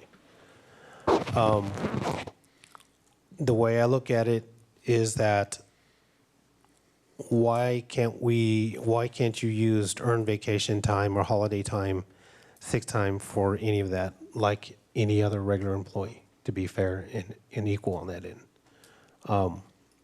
I think that will come up to play. That's one. The second would be, of course, the insurance. Okay. The city agrees to pay the premium for the health, hospitalization, and dental qualifications for the manager or manager's qualified dependents pursuant of the group provided by the city for its full-time employees. The city also agrees to continue to be providing these benefits at no cost to the manager and the manager's qualified dependents upon retirement if the manager continues employment with the city as its city manager through March 2025 or retires from the city after 25. The health benefits to the manager and qualified dependents will cease when manager reaches the full Medicaid eligibility. And I got a lot of phone calls about that. Okay. I'm trying to understand how that would look for all city employees as far as fairness. Would they be able to get the same type of benefit when they retire. And so, and I am not trying to discredit all what you've done for the city or what you have done for your employees as well. But I'm looking at this very objectively, sir. That's all. Very objectively in a very fair way. How it would feel for all the other employees not receiving this benefit. And once you retire, that the taxpayers of Kyle would have to continuously have you on a payroll for insurance for any dependents. Because I know with my career, once I'm done with when I retire in a couple of years, I'm completely done with the county, and I have to find my own insurance. And so those are just questions that I had, and I hadn't had the chance to really speak to you more on this, and I'm sorry I'm having to bring it out to you like this, because this is the only time I've been able to reach out. I mean, I've been able to see you. To what Ms. Flores-Kale was saying, that, you know, we're approving this now, and I understand what I was hearing what the mayor was saying. But we still have till December 31st, and we haven't even reached Easter yet. One of the questions that I want to ask everybody on the dais is, why are we rushing this now? We haven't even started the budget workshop. If there's a way to where we can look at this and see and really dissect it to make it fair for not only just for you, Mr. Sellers, but for everybody else that sees us. Because again, this is a representation of our city and our taxpayer money. And so I want to be fair with this. But as of right now, with the sabbatical and with the insurance, I have serious questions with that, sir. All right, other comments? Mayor Pro Tem. City Manager Sellers. So the 90 days is on top of any other holidays you get and sick leave and vacation time? Is the 90 days a part of that, or is it extra? It would be separate. It would be separate besides that. How many weeks a year do you get off right now, vacation time? I'm not sure. I want to say maybe 2. 2 weeks? Yeah. Okay. So 2 weeks and then the 90 days. So if I'm breaking this down in 3 years, you're probably getting off 3 weeks. That would be 3 weeks a year. So it would be 3.5 weeks per year is what I'm looking at, the 90 days plus the 2 weeks, if my math is right, right? Yeah, So, well, except for it's all at yeah. once. It says it's, Yeah, it's 3. does it say per year? Well, I'm just looking at it with 90 days, so that's what I'm looking at. So I'm breaking it down. 90 days in 3 years is, because most people work out to about 4 weeks a year, 3 weeks to 4 weeks a year in their jobs. And that's kind of what we're looking at here with 90 days and 2 weeks. I'm looking at 3 weeks and maybe 2 days is what my math is what you get off per year. Is there somewhere we could put on this contract that you just don't take off 90 days completely in one time? I mean, it's something I hate to see. I would love to see it broken down per year. And that's probably where I'd like to see it. That way it's justified how you're getting those days off. So let me address that. Okay. I believe in the 7.5 years I've been here, I haven't taken more than 2 weeks, and I'll say of vacation time at one time. But there's really not a single day I've ever taken a vacation from the city. And that is because I work every day. Weekends, Saturdays, Sundays. When I'm on vacation, I work.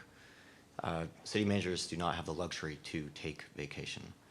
We are always on, even during emergencies. So the sabbatical where we can appoint someone else to take the lead during that time and step in, I don't know if I would take 90 days. I really don't. It's up to 90. It could be 14 days. I don't know. This is really a forced break where there's someone else that I am confident with who's at the head of the city, where I can turn my phone off and actually sharpen the saw.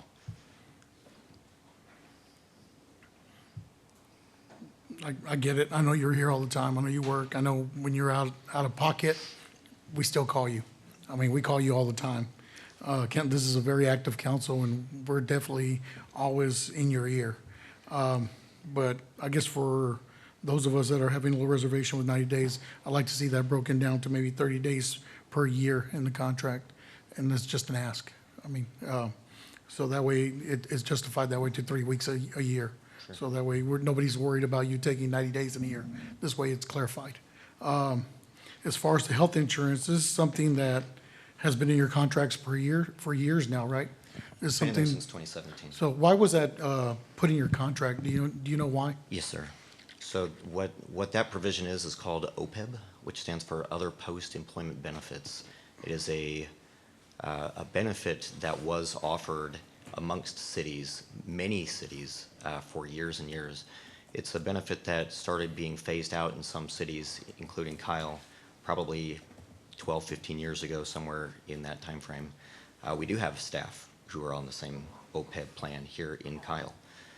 I happened to be on that same plan in my former city.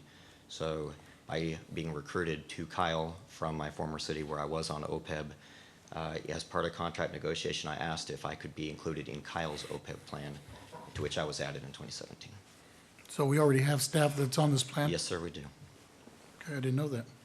Thanks for clarifying that. So this is something that they use as a tool to recruit you here? It was a recruitment and retention tool that cities used for many years. Again, most cities started phasing that out. Yeah. And Kyle did phase that out. So new employees, and I'm not sure the year, I'll look back. There are staff in here who are on it, but I'm not sure what year. Yeah, I'm not going to call them out. They were good. It's- I'm not going to call it staff out. So how long ago was this implemented? How long ago did this start? 2017 is when that was approved in my contract. 2017. Okay, something previous council had done back in 2017 to keep longevity, to keep you here in the city, to hopefully inspire you to retire here. Well, they did. Is that what the plan was? There were some reasons the council did that, and Okay. yeah, it was to keep me here. Sure, we'll talk to some of those council members, just to pick their brain a little bit on it, but yeah, definitely. Okay, I just wanted some explanations on that. Would you have any reservations about breaking up the days, like I stated? If that's council prerogative, it's You'd be something okay with we that? can discuss. I appreciate it. Thank you.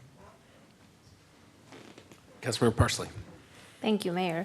So first of all, I do want to thank you because being as new as I am here, you have been always very responsive. Like within 5 minutes, normally I get something from you. So I really appreciate that. That tells me you do work 24/7 because I will usually text you on Sundays and, within minutes I have a response. So I know you work really hard, and I also appreciate that you address most of the concerns I have with the previous proposal. I appreciate that. Again, constituents do have questions about the sabbatical, and that's something I brought up to you. So I agree with Councilmember Tobias. If there is any way we can break that up within the 3 years, I think I will be, more pro Sure. this contract. That's it. I'm open to for that. me. Good, thank you. I'd like to make a motion to amend the motion to break up the sabbatical evenly among 3 years in the contract. Second. All right. It's moved by the mayor, seconded by Mayor Pro Tem. Is there discussion on the motion to amend? All those in favor say aye. Aye. All opposed? Motion carries 7-0. Councilmember Florescale. Thank you. I just want to clarify, when I had a meeting with Mr. Sellers, I was interested in having his contract extended for longer than just the 3 years, and I asked him if he was opposed to that, and he said no. Unfortunately, since I am in a situation where I feel like we haven't been fair to each other, and we haven't been fair to ourselves to collect as much information as we want, maybe not as much information as we need, but as we want, to make this decision. I just don't want anyone to feel like, especially Scott, that I didn't want him here. For me, it's all about due diligence and making sure that when I take this vote, that I'm comfortable taking this vote. So the reality of it was I was going to ask for 5 years. But unfortunately, I'm not going to be comfortable making that vote at all. Councilor Ellison. Thank you. So I could talk about how long I've been around seeing the city before you were here, coming to council meetings over a dozen years ago and watching this staff and watching this city progress. I could talk about how the budget has ballooned from $75.5 million when I first was elected as council. Last year's was 172. We're probably going to be close to 200 this year, I'd imagine. The projects and the progress that this city has made under your tenure, I could go on about that as well. It is objective to me to see that progress that this city has made. Certainly, there have been there are challenges. Certainly, various different things. But once again, seeing how the city was and the financial scope that I reviewed when I first became a council member, looking back 20 years to where we had progressed to that time, it was incredible. This is a negotiation. It's a contract negotiation. And I will say, for the public's sake, because there's been a few things said here, we had an initial meeting, an executive session, where we blocked out an hour to discuss amongst ourselves, where all 7 of us were there, to have a conversation about this contract. We did discuss things for an hour. I wouldn't say it was the most productive hour of conversation, but we went through that hour. Then we came back a few weeks ago. I guess it was the second council meeting in March. It was nearly 2 in the morning, and we had another 30 to 45-minute discussion about a number of different things. Certainly, Councilmember Tobias was not there, I will say, for that one. And then there's been a number of different conversations individually with Mr. Sellers, and various different things. There's been documentation pulled and all these different types of things. And I understand. I've gone through one of these contracts before. And I've seen others when I wasn't on council.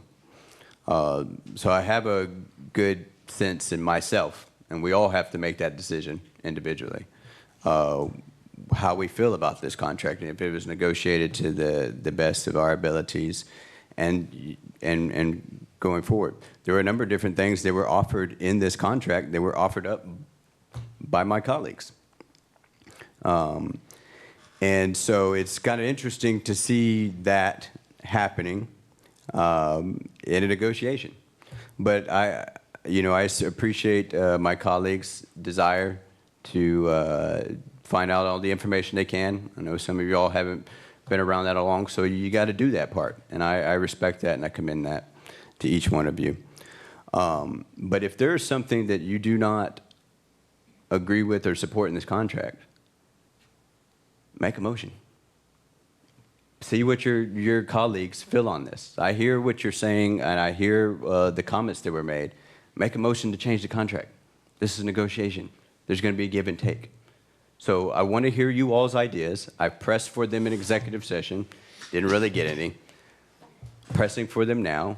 If you want to change something about the contract, just like what was done, let's start making motions, team, and get the contract that we feel is best for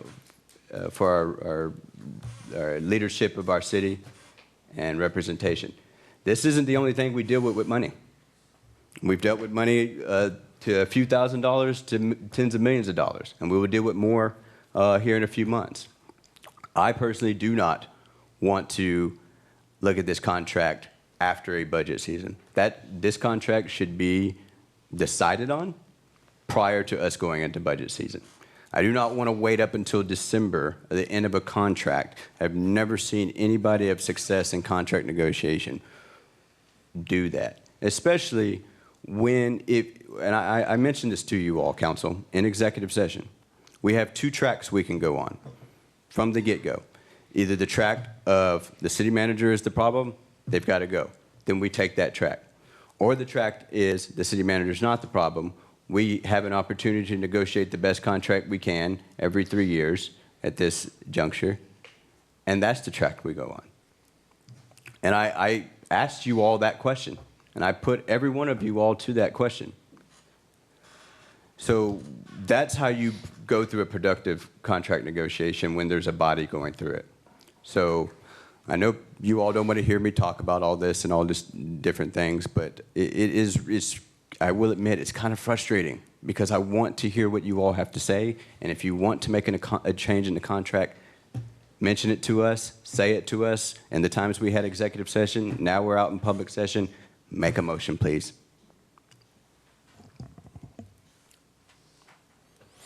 Mayor, Councilor Tobias.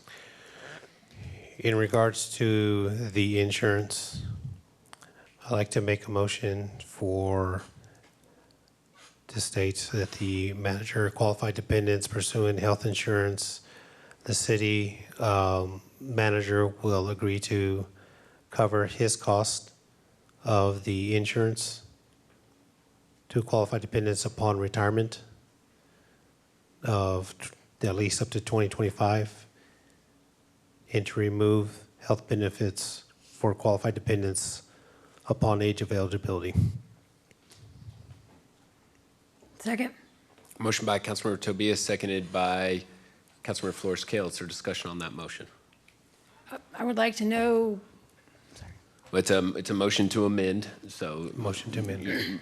Motions to amend are supposed to be called for votes pretty quickly, but Councilmember I just wanted to know Scott's opinion in that. Yeah, that's what I was asking for.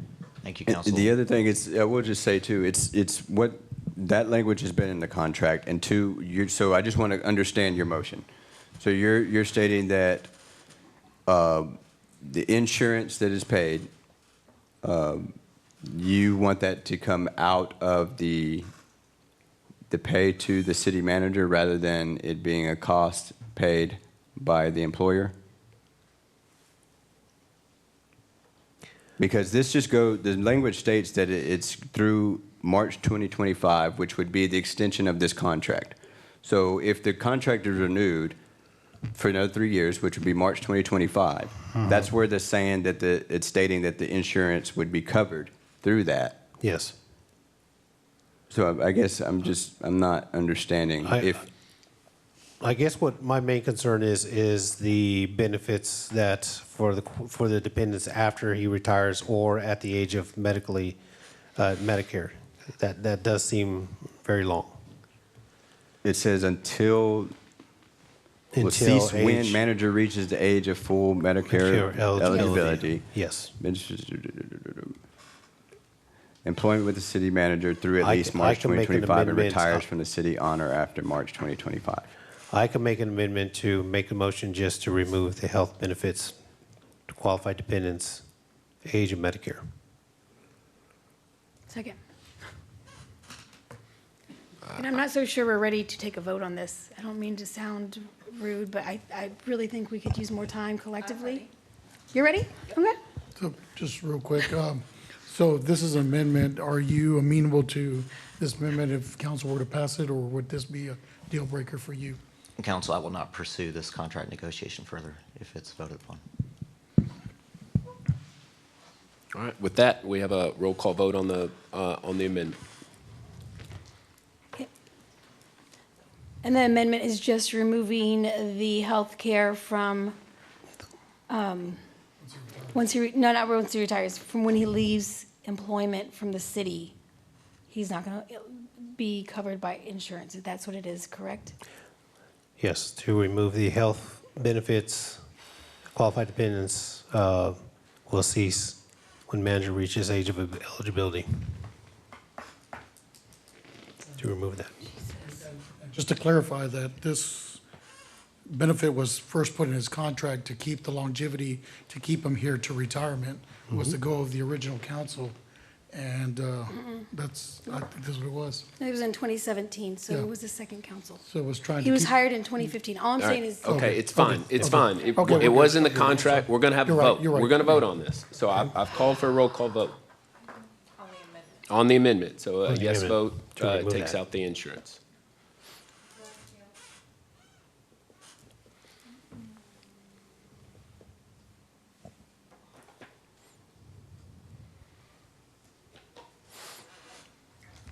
I'm sorry.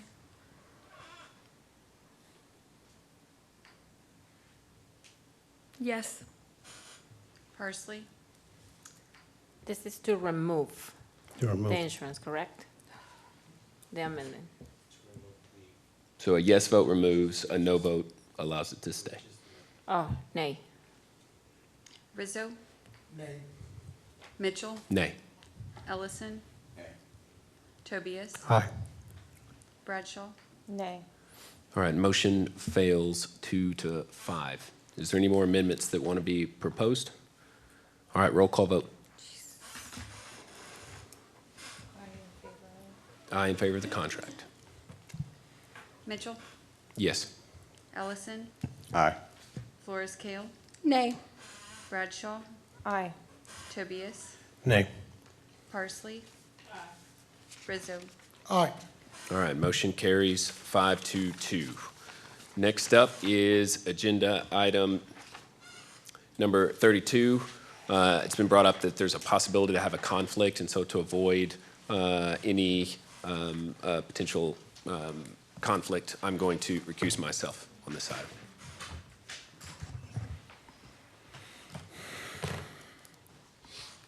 All right. Item 32, consider possible action regarding an ordinance amending Chapter 53 of the zoning of City of Kyle, Texas, for the purpose of modifying Sections 53-1, 1230 to redistrict certain uses and amendments of zoning use chart.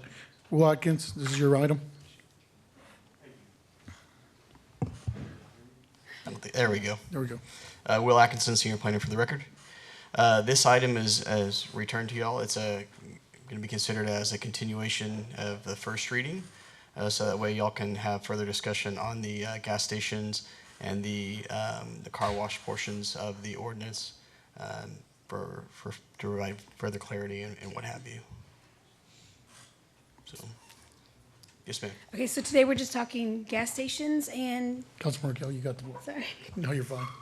gas stations and, is that And it? car washes. Car washes and gas stations, okay. So going back to square one. This is not to say no, right? We're not saying, no, you can't come here. What we're saying is, you can't be within 1.5 miles of another one. So for the gas stations, it's essentially a spacing of 1 mile between parcel lines. There is what I'll refer to as a relief valve whenever the population threshold exceeds a certain amount in a given area.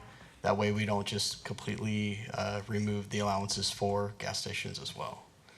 When it comes to car washes, we've increased that to a spacing of 1.5 miles from parcel line to parcel line. So in the wording of the ordinance, it's radii, so half of that, but yeah.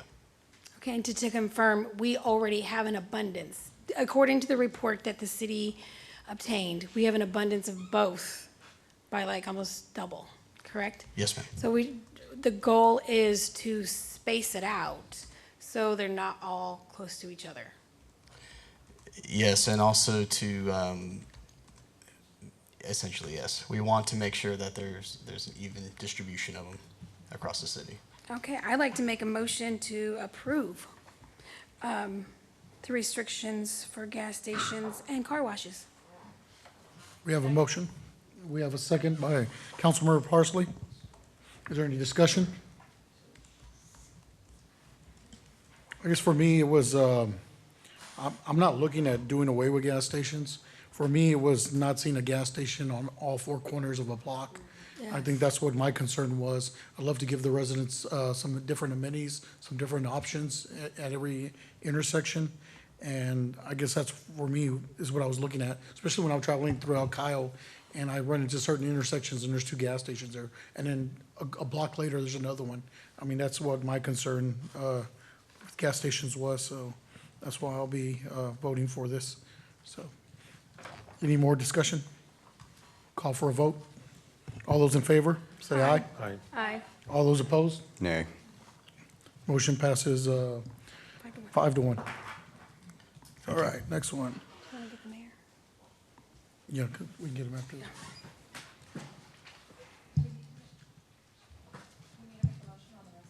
Well, no, just the car washes. He can come back for that one. Which one is it? Oh, is that car? No, that's for both. Yeah.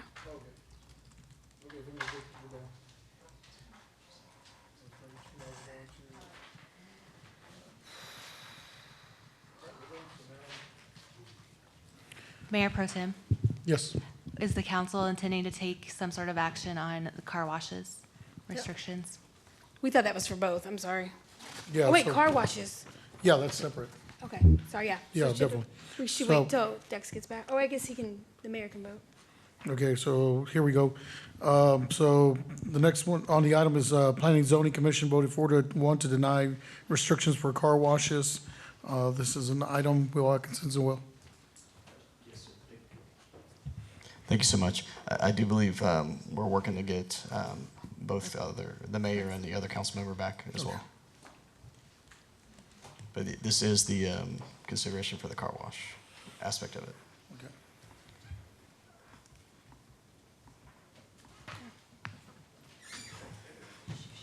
Okay, sorry. No, that's okay. Oh, my God.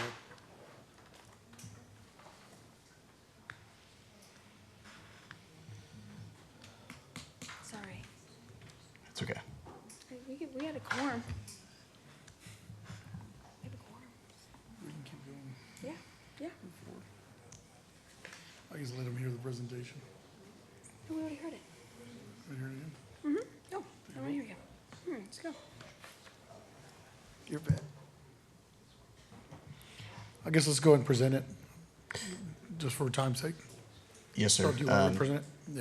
Yeah. Yeah, it's a continuation of the discussion on the car wash specifically. That's the 0.7 mile radius, 0.75 mile radius, excuse me, a mile and a half distance between it. That's the same general idea. We want to see a more even distribution of it, and what have you, so. And Mayor Pro Tem and Council, this is coming back to you because y'all did not take action on it on the first time it was presented to council. So it was requested to bring it back so council could take action on this as well as the gas station item. Okay. Well, I would like to make a motion to approve the restrictions for car washes. We have a motion by Councilmember Kale, and we have a second by Councilmember Bradshaw. Any discussion? Did we not vote on gas station and car washes in the previous motion? We just did one. We did It was just gas stations. This is car washes I now. definitely heard car washes. in Okay, that now it's last gas motion. stations. Yeah, all right, we're good. Right, all right. We went. The gallery. Okay, yeah. We're we gonna be see it. double sure. Sure, yeah. We're gonna double sure. We're gonna double vote on it. All right, so, no discussion? All those in favor say aye. Aye. All those opposed? Motion passes 5-1. With that being said, we are now on agenda item number 35. I mean 33, sorry. Yeah, we marked off 36 is done, okay. Okay, so request for staff to work with Jane Kirkman to memorialize the trees planted for her father's located in Mary Kyle Hartson City Square Park and by the train depot. For the scale, this is your item. Thank you. Thank you very much. Actually, Mrs. Kirkham is here. If you would come up to the podium.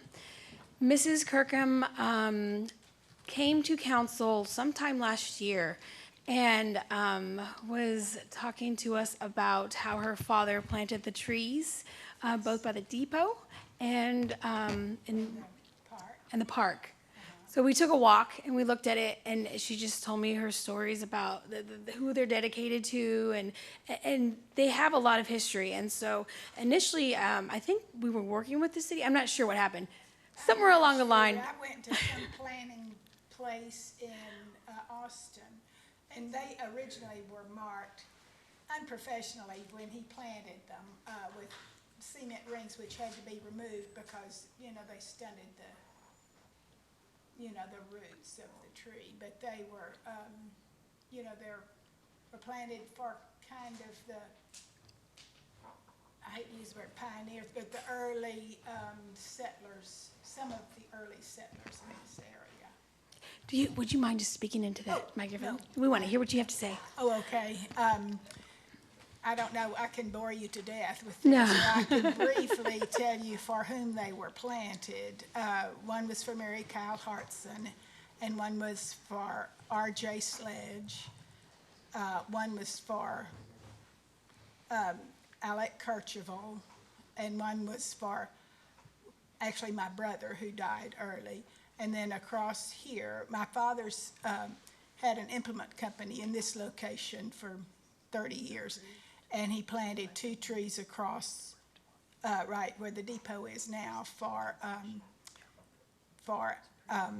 Joe Stewart, who, well, people, they're gone and nobody remembers them, and for Laverne Allen. They're all families that have been around for, you know, 100 years. Anyway, I would like for them to be, you know, the men who are the people who these were planted for, to be, you know, for it to be known for whom they were planted. These were planted in the 60s, and I think these 2 were planted maybe for the bicentennial in 76. So that's what I would like for them to be marked a little more professionally than they were originally. And so that's my request for council, is to direct staff to work with Ms. Kirkham to memorialize her father's trees, because it's a big deal. I mean, I don't know if it's just I'm old school, but listening to your stories and knowing once upon a time, like, you know, it's just, for me, it was really heartfelt. And so I'm glad we had the chance to like talk, and I'm sorry this somehow has fallen through the cracks, but I would want nothing more than to see those trees memorialized. And so, Okay, So, go ahead. okay, just, Councilmember Ellison? What did you, I heard you say the word motion. I know, I was gonna. Did you make a motion? I would like to make a motion to direct staff to work with Ms. Kirkham to create memorials for each tree that her father has planted by the depot and at the park, Mary Kyle Hartson Park. We have a motion. Second. Got a second by Councilmember Tobias. Any discussion? I have some real quick. No. Councilmember Ellison? Thank Sorry. you. He had his hand up first. So I would just ask, because that's kind of pretty ambiguous direction, could we direct staff to work with Mrs. Kirkham to bring back a recommend or ideas for memorializing the trees? That way we can kind of get our minds wrapped about what this is going to be, rather than just a general go memorialize the trees with Mrs. Kirkham, which I'm sure would be great. But just so we can kind of see what we're talking about, what that looks like, or just bring back some ideas. I think from what I'm gathering here, the temperature here, it looks like everybody would be in support of it, but just maybe a little bit more definitive direction for our staff. Yes, so I'd like to amend that motion to whatever Dex said, for you to work with staff to bring back some renderings or some ideas regarding memorializing your father's trees. Councilmember Tobias? Was the tree right over here the one planted by the Alexander Feed Store? Was it that tree right over here? Let's see. I can't remember. I don't have a compass in my head. That are right in front of the depot, that are right across from here, because this was where his business was, and he just planted those. You know, I think during The bicentennial. I was there. Were you? Yeah. You probably helped plant. Yeah, actually, it was my grandfather, Benito Garza, that had the dairy farm. Mr. Hill provided the fertilizer. So I remember that tree. Anyway, Yeah. As I said, I could board. There are other trees planted, other places, kind of privately for a lot of. He did that instead of sending flowers or something. He Yes, I planted remember trees. So, 1976. Yep. anyway. All right, We were in well- town. Yeah. All right, thank you. Well, I hate to play devil's advocate here, but before we plan on doing anything, we actually have to get permission from the Hays County Historical Society and from the State of Texas Historical Society, correct, Scott? Or can we just do that? We would for any alteration to the park, but for a plaque, I think we're okay. Are we okay? Okay, then we're Jerry, I'll good. look to you for that, but, I mean, we've dealt with them several times on our current projects, so we can rectify. Yeah, I think the direction was amended to say bring back, Okay, a like plan. Councilmember Ellison Yeah, definitely. stated. Okay. So the motion was to direct staff to work with Ms. Kirkman to bring back a plan for memorializing the trees. All those in favor, say aye. Aye. All those opposed? Motion passes 6-0. Thank you. Thank Thank you. Thank you. Thank you, Scott. Appreciate it. All right, agenda item number 34, discussion and possible direction to broadcast and record board and commissions meeting. Councilman Ellison, this is your item. Yes, thank you. So we all did, we participated in the joint meetings with our various boards and commissions, which was very enlightening and really helpful for, I think, this council as well as those boards and commissions. One of the things I did last year was I spent all last year and this year attending those meetings. It is tough, and so I understand why it's a challenge for my colleagues and the community to attend those meetings. I understand I have maybe more discretionary time than most. So the way to get around that is by broadcasting them and recording them, just like we do at our meetings, just like we do at the P&Z meetings. So I would like to make a motion for staff to begin to broadcast and record our board and commission meetings going forward. We have a motion by Councilman Ellison, a second by Councilmember Bradshaw. Any more discussion? Council, oh, go ahead. Yeah, I was just going to say, so when I initially brought this up, Mr. Sellers asked for more specificity in the direction and what that would be like. So I want to address that as well if we can. Great, Council. So right now, we basically have, a trooper in our communications department who does all the broadcasting for us when he's not available. We have folks from our IT supplement. That's just really in addition to the typical duties, the 40-hour weeks. So there are a variety of ways to broadcast. You can do live, you can do post, and post a video. That's probably a little easier. There's a variety of mechanisms. So if it's something that is going to be literally broadcast live, then it should be done from this room. We do have various boards and commissions who do not meet in this room. So, for those meetings, we would want to set something up where it's probably recorded and then posted, after the fact. We do have some advantage with Ring Central, but technology is not as great, in other venues. So I think for the council to understand, if there are evening meetings, then we probably are going to need to look to additional staff to be broadcasting for those meetings, and then the location being from here if it's going to be broadcast live. Gotcha. So to my knowledge, let me think about this. Only library meets outside of this building, right? Economic development as well. Where do they meet? Because I feel like they meet here or upstairs or. They've been, historically, that for years, they've been meeting at the hospital. So right now, they're not meeting there just temporarily, but. Yeah, they've been that's their virtual. location. Yeah.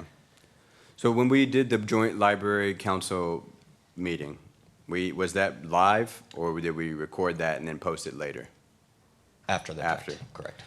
And council, I'm fine with either way, to be honest with you. I just want the meetings recorded and where I can look at them at the leisure of my own home at a time when I can look at them and not have to be at that meeting physically. That is the objective. So however we can do that with the least amount of commitment from staff and resources, that's what I'm trying to do here. Oh, thank you, sorry. I know we have camera equipment and a tripod can go a long way. I think if we could just set that up, somebody could press record. It seems very. Right, we can record, it's just it won't be live. Right. From an off-site venue. So that's fine. We'll record and then we'll post it after the meeting. Okay, well, you still said staff, so I just want, I don't think we Right. would need to take anybody's time to be there outside of the board who's already there who can press record. We can try that. We can try setting up a tripod for those meetings. There's still a little bit of, post-production, but it's probably not a big deal. And the ones that are conducted here in this room, would there be any additional resources or person power or time to If it's broadcast? after hours, yes, but otherwise, no, if we could do it during their. Yeah, all the meetings are after hours except for economic development. And could we be flexible with staff? Like, maybe somebody's gonna come back, maybe get a couple hours off in the afternoon, and then come back after that? Yeah, I'm gonna have Samantha talk to their schedules. I just hate to have them here 16 hours. Sure.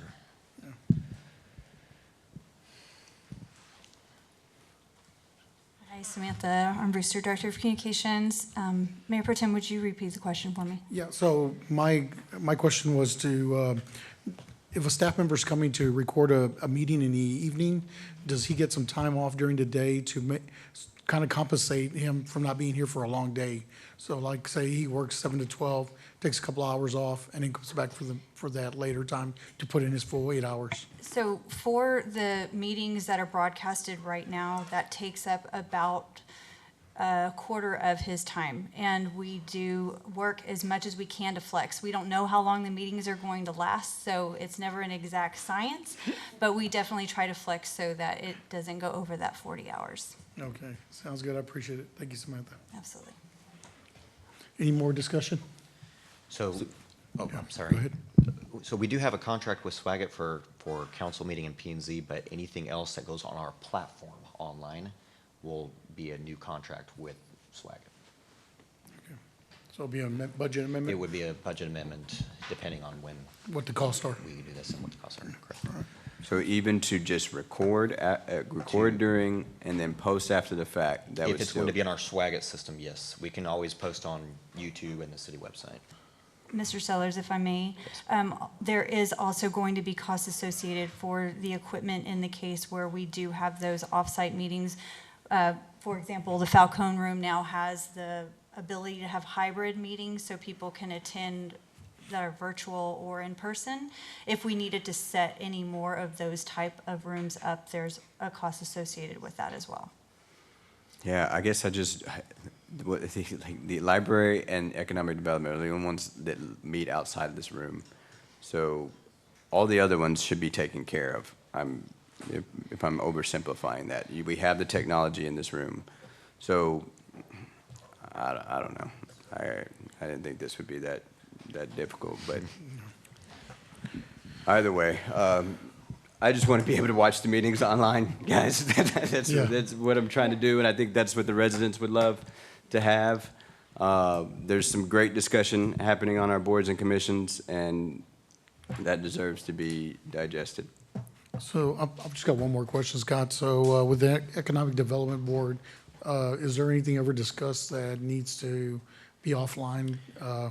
They can go into executive session. They've just got like the executive council, session as so well. If they Okay. make this their new venue, then they'll use that room. Sounds good. All right, thank you. We have a motion on the floor and a second. Any more discussion? All those in favor, say aye. Aye. All those opposed? Motion passes 6-0. Thank you. All right, agenda item 35, discussion and possible action directing staff to create a safety plan for mobile home subdivisions during inclement weather. Councilmember Kell, it's your item. You have the floor. Thank you. I'm kind of sad that the gentleman that was here earlier left because I wanted to thank him for coming in and talking. He reached out to me right after the storm, and I had never thought, growing up in Kansas, tornadoes were real, but I never thought about a large percent of our residents who live in mobile home subdivisions. And so my goal is to work with the new emergency coordinator or have staff do it. And if he can come up here.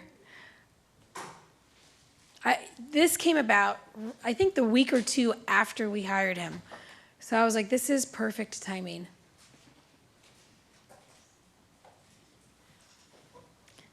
For the record, my name is Will Tobias. I'm the Emergency Management Coordinator for the City of Kyle. Okay, Will, do you have experience in this area regarding mobile homes and safety plans and? Not developing any sort of plans for one specific area. My area has been more for cities and counties as a whole, not for any one specific plot of land. Okay, well, because it's gonna be, the city of Kyle has a lot of modular subdivisions on the east side and they're expanding, and so. Then yes, developing annexes for evacuation, mass care, human services for a city level, I do have experience in. Okay. So my goal is to try to figure out how we protect these residents during times where there's either, well, it's going to be imminent weather, like tornadoes or winds, and the truth is we don't get a lot of those, but I don't know if we also want to include floods or maybe my motion just is for you to work with other staff to develop a plan and then bring it back. Okay, the city of Kyle is actually, it's actually covered by the Hayes County annexes O, N for direction control, and E for evacuation. So there are existing plans for these communities because they are encompassed by Hayes County. We do have the resources to activate and then commit resources to this plan in the event that we need to activate it. The gentleman did mention storm shelters. There are approximately 170 homes. I did try to find if the State Homeland Security and Mitigation Grant still offered, it was a rebate program. It is no longer offered in Central Texas that I can find. I have reached out to a fellow at TDEM. He is the State Hazard Mitigation Officer. I believe his name is Bryant or Davies, to try and find out if Central Texas can access those grant funds. The Housing and Urban Development CDBG funds can be applied towards shelter development for community areas. So if the city did wish to pursue that, once CDBG rolls around once again, I can try to apply for these funds, try to get something built. In terms of the planning process, my goal for the city is to, over the next 12 months, divorce us from the county's plan and create Kyle's own basic plan, direction and control annex, evacuation annex, health and human services, mass care, et cetera. You have no idea how excited that makes me. I never, ever, ever, ever want to be dependent on the county. I think as a city, we need to stand on our own 2 feet and we need to have our own plan. My first 3 months on council, we had snowvid. So it was like crazy. I was over my head. So I like the idea that you are trying to, I like the word divorce, but get us off of the county as far as being able to develop our own plans and our own strategies. Okay, so going back, you were talking about grants. Yes, ma'am. And what time of year does that? I have not previously worked with HUD grants. TDEM does not work with housing and urban development. So I would need to contact whoever the local HUD coordinator is to find out when CDBG comes online, unless somebody in the room knows off the top of their head. Okay. Hazard mitigation, though, I know that is open. I just cannot find any confirmation. I can see it found in North Central Texas COG, Panhandle COG, areas that we traditionally associate with tornadoes. I cannot find anything for our area where the Safe Room Storm Shelter rebate offer is made. Okay. Just real quick. Yes, sir. Another option that we've used in the past is implementing our churches. I know St. Anthony's actually has, church here in Kyle actually has rooms and showers. Maybe contacting them to get a plan together. The Methodist Church during the snow apocalypse proved to be a very good resource for us as well. As far as the gentleman earlier mentioned siren. We do have a siren here in the city of Kyle. And the reason I remember that, because when I was 6 years old, that siren went off here in downtown Kyle. And it was a really bad one back then. So definitely did some damage here around the city. So just on the outskirts. So we do have a horn here. I don't know if it's still operational, but it's not. Okay. So maybe something we could think of. I keep thinking about the cities that got hit recently. And one of the things that they kept emphasizing was the early warning probably saved lives. And getting a plan together to save lives is probably most crucial than anything else here today that we do. And getting that plan together is going to be crucial. So please work on that plan, get that geared to council so we can implement it, and I look forward to working with you. Thank you very sir. much. So I guess Councilmember go Ellison? ahead.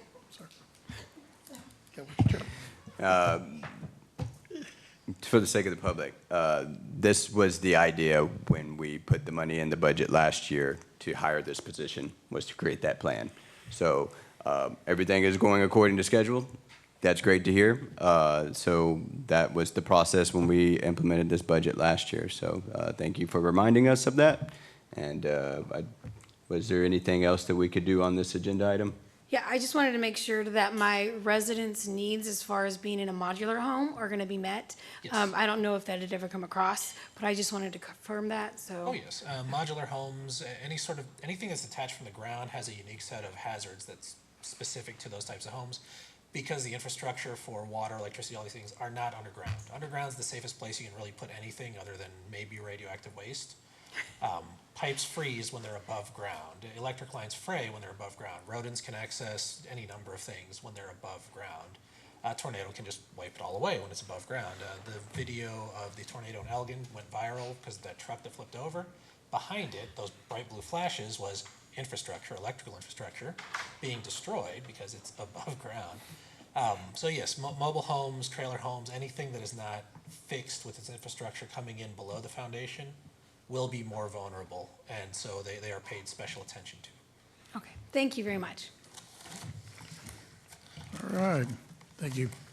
Agenda item number 37, discussion and request from the Kyle Masonic Lodge to erect a cornerstone at the Public Safety Center. This is my item.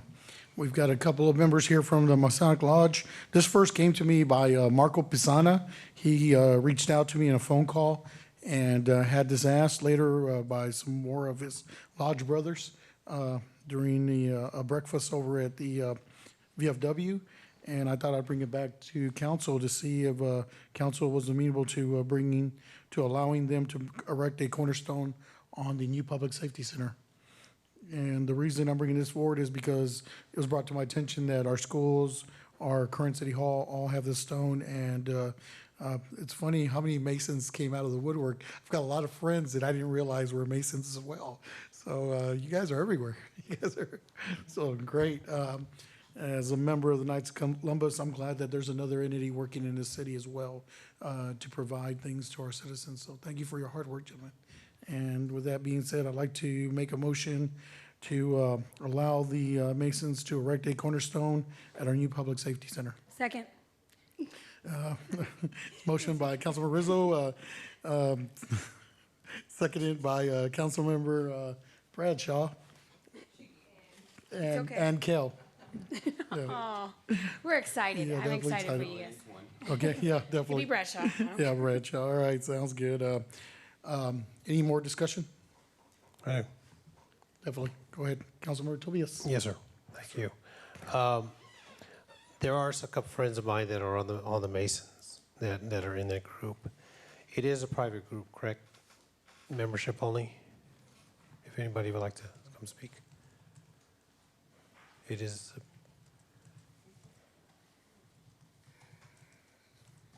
Council, my name's Stephen Cook. I'm over 20-year resident of the city of Kyle. The fraternity's been around over 300 years. We were chartered from Grand Lodge of England. This lodge here, we're going into 154 years. It is not a public membership. You can read a lot about the fraternity on Google, but that's not us. We are a fraternity of brothers and a group of men that strive to do better in our community, our society, and as fathers. We don't solicit membership. You have to come to us if you want to become a Mason. So it's not a private group. There are no secrets in the fraternity.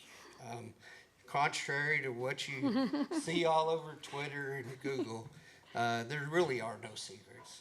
It's a group of men. Actually, the trees earlier, and I forget her name. Kirkham. Miss Kirkham, 3 of the brothers she mentioned I remembered as past masters of the Masonic Lodge. So when I went back there and talked to her, her father actually was a Mason.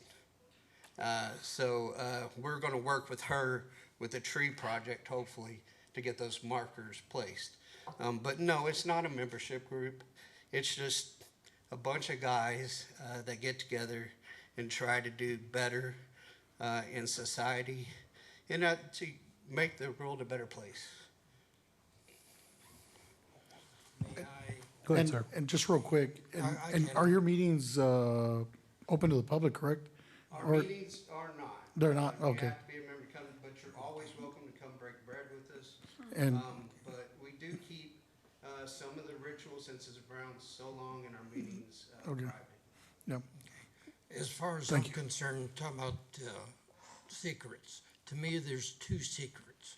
One, we have the right to maintain our standards, and we have the right to make sure that if you're going to be a Mason, that you go through and we acknowledge and understand each other.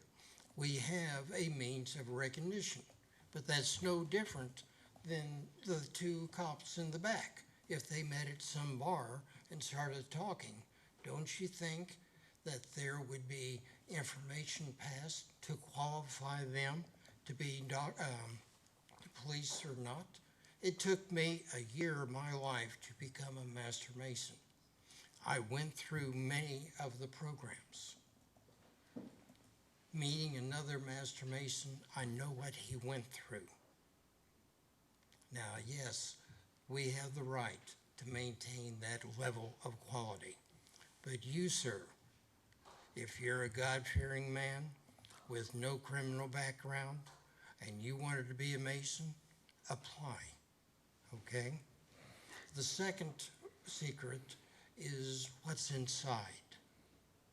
Take the movie, the black and white movie, The Miracle of 34th on 34th Street. Then watch it in black and white, but watch it in color. You'll see so much difference. That's part of the secret inside, that I understand what's going on. On bended knees 3 times, my hand is on my Bible, and I voluntarily enter into a covenant with God that I will act a certain way. If you don't believe in God, then that covenant doesn't exist. But are we private? To some degree. If we were totally private, you'd never know that we're across the street. We wouldn't be listed in phone books. We wouldn't wear regalia. Our privacy is within. Again, you could. Any man here can join the Masons. All right. If that answers your question. Thank you, but you're not going to get Councilmember Tobias. I'm actually recruiting him into the Knights of Columbus. So just let you know that that's a lost cause for y'all right now. But Did I address your question? Oh, sir? like I said, I'm very familiar with you. But I have other people that are new to this area, sir, you got to understand. Of course. That have never heard of the Masons. Well. Okay, so I'm just saying out of respect that there are people that would, if they came in question or asked, why did you approve, or what is this on the agenda, I have to have reasons. I mean, these are, whenever I'm addressing council, whenever I'm addressing the public, or just recently, out of respect for our city manager, it was not to belittle. It was to, these are questions that people, my constituents, my voters, the people who I represent are asking. Correct. And so that's all it is getting that information, so that way, if there's ever a question to say, hey, they have a cornerstone on the public safety center, and I tried to apply and they wouldn't let me come in. Why are they allowed to have something like that on every cornerstone? I can tell them the type of work that you do and the type of group that's in our community that is in a very positive way. We are the same group that put this cornerstone in this building. Correct. Okay. If I may, Councilman, Masons throughout the United States donate over $3 million a day. All right, and that it consists of the Scottish Rite hospitals, the Shriners hospitals. Those are all Masons. So that's the type of organization we're talking about. And just like St. Jude's, the Scottish Rite hospitals and the Shriners, they don't take any money from anybody who goes to those hospitals. So that's the type of organization we're talking about. And I know Jeffrey said a belief in God. We don't declare necessarily God. We have Jewish brothers. We have all religions. We do not make an atheist a Mason. That has come up. That's all over there, Google. But you do have to believe there's someone higher than us. That is a requirement of our society. Does that answer it? Yes, I yield, Mayor. Pro Tem. Thank you. All right, we've got a motion on the floor in a second. Do we have any more discussion? All those in favor say aye. Aye. All those opposed? Motion passes 5-0. Thank you all very much. Thank you. Yes, sir. All right. Agenda item number 38, update regarding the Pie in the Sky and special events. Jerry Hendrix, it's your item, sir. One last time, I hope. Jerry Hendrix, this city manager, for the record. Just wanted to give you guys a quick update where we are with Pie in the Sky. As you know, we lost our events coordinator earlier this year. We've been working to find a temporary replacement for that position while we work through what we do permanently with the event. And in the 4 or 5 weeks we've been advertising for the position, we've had 5 applicants. Only one of them would be considered qualified, and that individual already has a relationship with the event, would need a special permission to be able to work with us. So in talking to our staff and our city manager, I think the way we would like to move forward, and we're ready to do this immediately, is to put out an RFP for a company, a third party, to do our special events for us. And we think that solves a number of problems for us. One is we don't have space for another individual. It brings on, like the success we've had with WLE, it brings on a whole company with a lot more resources than what we do. And we think we can get that for about the same price as a position we've been trying to fill. So unless there's any objections, we're going to proceed on that route tomorrow morning. Secondly, we're still really without a finalized place to have Pie in the Sky. We've been pursuing the Lehigh space up on 2770 and 1626. We're not getting a lot of response from Lehigh, and once we do get the response, then we're challenged with preparing that land. And even once we prepare the land, it's still uncertain if the balloons would actually be able to fly from that location, given the power lines and the lack of available landing area. So we've asked the Plum Creek Conservation District at their board meeting on the 19th to consider allowing us to work around the contractor working on the dam, allow us to use that space for our Pie in the Sky. And we're hopeful we'll be able to figure that out and make that happen. So that's where we are. We continue to work on all the different other aspects of Pie in the Sky, the transportation, the special shaped balloons, accommodating the other balloons, the vendors. We're working forward on all that as a team, and just want to make sure you're updated and know where we are. So I'm available to answer any questions. Thank you. Just to confirm, when we go through third parties, if a previous employee, is it employee, maybe a council member, if a previous elected official applies, can they be employed through a third party? I don't know, but we would certainly check on that, and if they can't, they won't. If I remember right on the agenda, it's got to be after 2 years. I believe it's 2 years. Yeah, it's got to be after 2 years. I just wanted to make sure, even through a third party though. Yeah, it has to be 2 years. Yeah, I don't know, but we would certainly vet that, and it's our hopes to bring on a company with lots of resources to be able to help us get to the next level with our events. Okay, thank you. Thank you, Jerry. Appreciate it. With that being said, do we have anything else in exec? No, sir. All right, entertain a motion to adjourn. So moved. We are now adjourned.